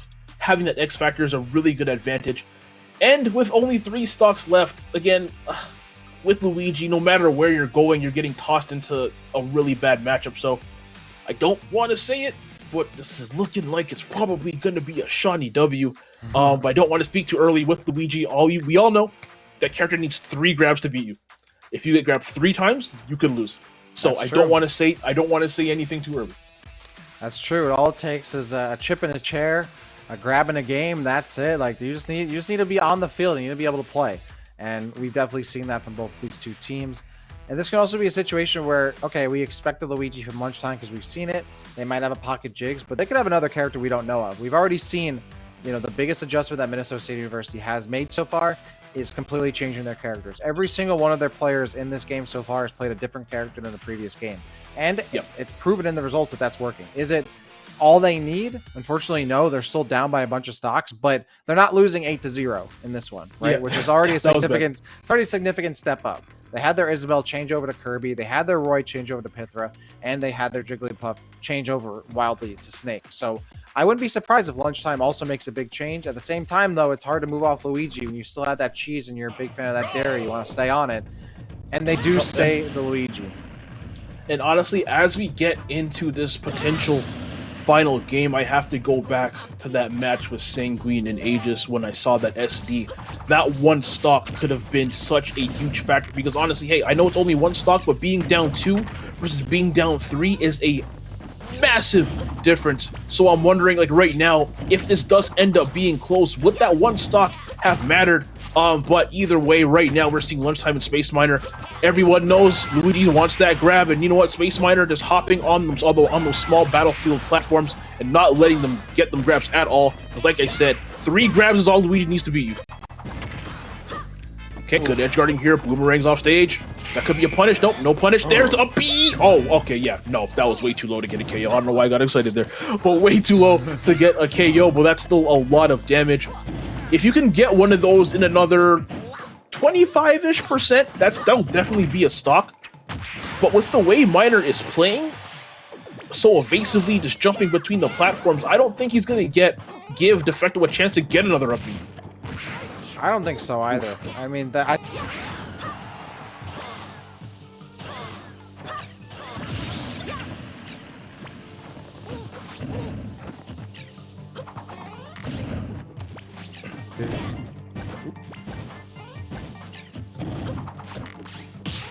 heard some. Oh, we good? Okay, sorry. I thought I lost you for a second. There we go. I'm back. There we go. We're back. We're back. Either way, right now Defecto trying to get that downbeat, or say that tornado couldn't quite get the KO. Does have space at 107%. We're definitely in back air range, I believe, or a back throw at the ledge might do it, especially with how light Toon Link is. But again, Space Miner just not really giving lunchtime anything. So much jumping, so many bombs, so many boomerangs. Everything has been a straight hit for Miner, unable to get any of the cool Luigi strings that we normally see coming out from this character going. And that's what you need to win with Luigi. You can't really win off straight hits with this character. No, you really can't. And this is certainly, I mean, lunchtime. You got to be able to close this down. But this is where you're outside of grab range. No. Yep. A massive loss there. Lunchtime now down to 1 stock here. Meanwhile, Space Miner has been doing all of this work with just a single stock. There we go. There There we it go. is. Managing to take it off of Space Miner, but you know what? Shawnee still has Breadloaf and Atlas in the pocket. We saw Atlas versus Lunchtime in game 1. It went very poorly for Lunchtime. So right now, if I'm Shawnee, do I just play straight up, send in Atlas to take out, I think, the one stock that's left? And do I keep Breadloaf hidden from everybody? Do I keep whoever they play hidden from everybody? Honestly, I think that's probably the way to go. Just there's one stock left. Go in there, clean it up, get your W, move on to next week. Or maybe Breadloaf wants to play. I was about to say, if I'm Breadloaf's been Breadloaf, I sitting want to around. play. Like, put me Yeah. in, coach. You know, like at that point, Atlas has already played, and not only played, took 6 stocks. Like they already got Gross. their fair share of Smash tonight. I would be like, if I got all prepared for a game and then watched it and going through this series, and then I didn't get to play, I'd be like, come on, guys, like, come on. Yeah. Put No, I me saw you in. play. You Mom know, said it's my so turn with. that's My what mom I'm said saying. it's my turn with the Xbox. So, But yeah. If I'm Breadloaf, yeah, if I'm Breadloaf, maybe I want to play just to take one stock. It's not going to be a long game, probably, unless Lunchtime absolutely just snaps. But yeah, honestly, I think I just metagame it. I just throw in Pac-Man. I just throw in Atlas. I keep Breadloaf hidden, and just I want that to be like my ace in the hole for the future. So now there's no film on them. There's no film on them. No one could go back and watch to see, whoever has to play Shawnee next week. No one could go back and really study them properly because we don't know who one of them play. So honestly, I just send in Pac-Man. I just send in Atlas, and just get rid of this. Let's all go home. That could be true. Also, at least from my research, Breadloaf plays Roy. Okay. So if I'm correct there, then that's who they play, and that means that other people could probably find that out. I also just said it, Yeah. so Damn. So, but yeah, that's public knowledge. That's public knowledge.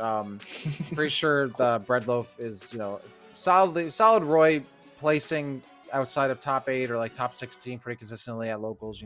So like 13th, 17th, stuff like that. So definitely a player still that you can't underestimate. So why not? I mean, put Breadloaf out there. I say keep your players warm, get them some game time. If they play Roy, that's probably easily found out. But maybe you want to hide their habits and stuff like that. We'll see. We're about to find out as we jump in. And I did hear a Roy, and we are Okay, gonna get it is the Roy. Breadloaf. Yes, we are going to Okay. get Breadloaf. All right, so we should have bet on that because I would have won. Oh yeah, I would have lost that easily. Again, You right definitely now, shouldn't bet on anything, man. Look, I've learned my lesson. Okay, I've learned my lesson. Basketball is not very nice to me. But either way, Breadloaf in just to clean up this last stock and to secure a 2-0, all but certain 2-0 victory for Shawnee State University. Already off to a hot start, 58%. Once again, one grab. Has Lunchtime managed to get one grab this entire tournament so far? So today at least? I don't think I've seen it. I think you might be right. I know that the plunger has hit in midair, and like it just hit as a projectile. I don't think a grab has actually been landed. We've seen one shuriken, so Yeah. that's happened more often than the grab. Oh, grab! You had it there. You had it there. It might have been a bit too slow though. Actually, they were really close. Now Breadloaf looking to just seal things out. It might not be an 8-0 lead or win, but it will be a 6-0 win here for Shawnee in game 2, and they will take the series 2-0. A massive dub here for Shawnee State University, who will be moving on to week 3 with a 2-0 record here in the regular season. But can we just talk about how that was an 8-0 and a 6-0 back to back? That is just domination in every sense of the word from Shawnee State University. As we're going to see that final stock, I think it was just a run up forward tilt. Pretty basic, pretty simple. Some pretty clean Roy stuff right there. Didn't have to do much. Only had to take out that one stock. And yeah, Shawnee State University. I feel like, look, we've only seen a few schools up until this point, but man, I feel like going into week 3, we have to say Shawnee State is one of the favorites for the entire thing. I Based agree. just on this. Definitely a team to watch going into the rest of the season. Would not be surprised if they're a team we see later in the playoffs and potentially in the grand finals. But it's still very early in the season. Who knows what other... I mean, there are so many teams here in A-Star League across so many conferences. There could be so many other great teams, as good if not better, out there. And that's the beauty of this season. We're going to find out exactly that as we continue through it. And I can't wait to see more from Shawnee as well from the rest of these teams we saw here tonight and the other teams we have not seen just yet. Again, we have, 8 weeks, 6 more weeks after this of amazing collegiate Smash action. a bunch of different schools from all across America, and honestly, like there's so many just hidden bosses and just unknown players, like someone like Waywardness, who was Zelda's a character that you never really see, and I was very impressed by how good their Zelda was. We saw Polo earlier with the Wii Fit. Again, a character you don't see, and there are reasons you don't see that character, but again, it's coming out here absolutely dominating. Atlas, Pac-Man is a character you do see a bit more often, but either way, just dominating with Pac-Man. We saw the Roy, we saw the Toon Link. There's so many characters you just don't see. Oh, Roy, you see a lot, but it's a lot of characters you don't see often. Just absolutely dominating, and this is just why I'm gonna keep repeating it. This is why I love Collegiate Smash Bros. Again, me and you both commentate majors. You can only see Palutena versus Pythra so many times before it starts to get a little bit boring. So you being able to see what like we saw a Wii Fit versus like Isabel, I don't even know what the heck we saw. We saw a whole bunch of crazy matchups earlier, and it's just so exciting to see. Very interesting to see, just as a commentator as well. I get to learn some stuff that I don't get to see very often. I'm sure the people watching get to learn things that they don't get to see very often. And just as a player playing, you get to play in a matchup that you maybe have never played before. So that's just why that's why I love Collegiate Smash. So I got to give a big shout out to Nate Star League for even making any of this possible. Absolutely. I mean, took all the words out of my mouth right there. And I believe we have an interview waiting for us, which again, another thing I absolutely love about Nate Starley and Collegiate Smash in general, be able to talk to the players. Hopefully we get that locked in pretty soon. Yeah, this has so far been a great start to the season. We saw 4 teams here duke it out. Our first series there, of course, if you missed that, well, you missed out on a great series, honestly, even though it also went 2-0. Kaiser University versus Old Dominion University. Kaiser started out strong. Old Dominion finished strong, and then of course Shawnee State versus Minnesota State University Mankato, which was started out as a bloodbath. It ended up a bit less bloody, but still significantly so. And with that, we're going to jump into this interview. Hi guys. So we have Waywardness from Shawnee State University. Wayward, how are you doing after that crazy set? Doing great. Business as usual. Oh yeah, absolutely. So that I gotta say, after that first set where you guys stocked them, what were you guys thinking? Were you guys thinking you had it in the bag after that? Where you're like, yo, this is easy. This is just a Thursday for this is easy work. It's just another Thursday. You kind of it's no Thursday? Hey, yep. I like to hear it. So, and one more question, like in that second set, did Breadloaf just want to play for a little bit just to get a stock in? Because I know Breadloaf was sitting in the back for a long time, so did he just want to get him more? Oh, we knew it was destiny for him to finish it off to sweep it. It's his destiny, you know what I'm saying? We like to see him. Yeah, I was glad we were able to see him because I was wondering, like, oh, if Breadloaf was ready to go the whole time and didn't get to play, that would have been kind of rough. So, I mean, coming off that one, obviously, y'all, I mean, that was a pretty much a stomp. Do you think there's really anything you can glean from that? Any learnings you have from that series? Like, I know there might not be too much, but anything you might take away going into the next series? I mean, I don't know. I guess we'll just play as we did before, and we're pretty good at adapting. I think so. Maybe not me. I got destroyed in a few socks. I'm not going to talk about it. But I think we fundamentally did good, and we'll just play our game and not theirs. You know what I mean? So, one more question from me. How does it feel to represent Shawnee State University, a school that many people may not know, a bit of a lesser-known school as well? How does it feel to be able to put not just yourself and your teammates, but Shawnee State here on the world stage for everyone to see? It feels great. It's an honor. It is a blessing. Seriously. I came here back in fall of 2019. Not knowing like I would do any of this. I just wanted to play Smash Bros. I found out they had a team, signed on, and they let me on, open arms, and it's just beautiful, in my opinion. You know, it feels great to represent us. Yeah, and honestly, what's also beautiful, I see a massive crowd either behind you or reflecting in the glass. Of that. Yeah, how does it feel? Just glass right here. Glass right behind you. Yeah, let's shout out to all that. I mean, how does that feel? Just like you have a huge team with you, a big crowd, like, you know, friends and fans from the school. How does that feel to, like, you know, be performing so well and seeing everyone there cheering you on and supporting you? They're my family, my extended family, my Smash family. Call it what you will. They're my homies. got me to where I am today, no doubt. Tournaments are great and all, but if I had to choose, I'd play with them. You know what I mean? No, I absolutely love to hear it, man. Having a second family in Smash is always a great thing to hear. But Waywardness, we're gonna let you go. Congrats on your win. Congrats on being 2-0 on the season, and I'm very much looking forward to seeing you and everyone else the rest of the way. Go celebrate with your team. Tell them I said what's up. We will. And let's have a great rest of your week. Get ready for next week, man. We will. Thank you so much. Appreciate it. All right. So that was Waywardness from Shawnee State University. I love the confidence. I gotta say, I love the confidence. I love it when somebody just beats somebody and they're like, yeah. It is what it is. It is what it is. You know, like, you know, I absolutely love that. I really hope we get to see them, you know, later on in the playoffs, potentially, maybe in another just, you know, regular season match. Either way, but for everybody at home, thank you so much for tuning in to week 2 of the regular season. Tomorrow we are going to have CS:GO. CS:GO, which is another really big collegiate sport. I'm a big CS:GO fan. I don't play it myself, but I enjoy watching it. And you know what? You're gonna have some amazing CS:GO action tomorrow. So make sure you stay tuned. Yeah, make sure you're following the channel. All that kind of stuff. Dak, any closing remarks?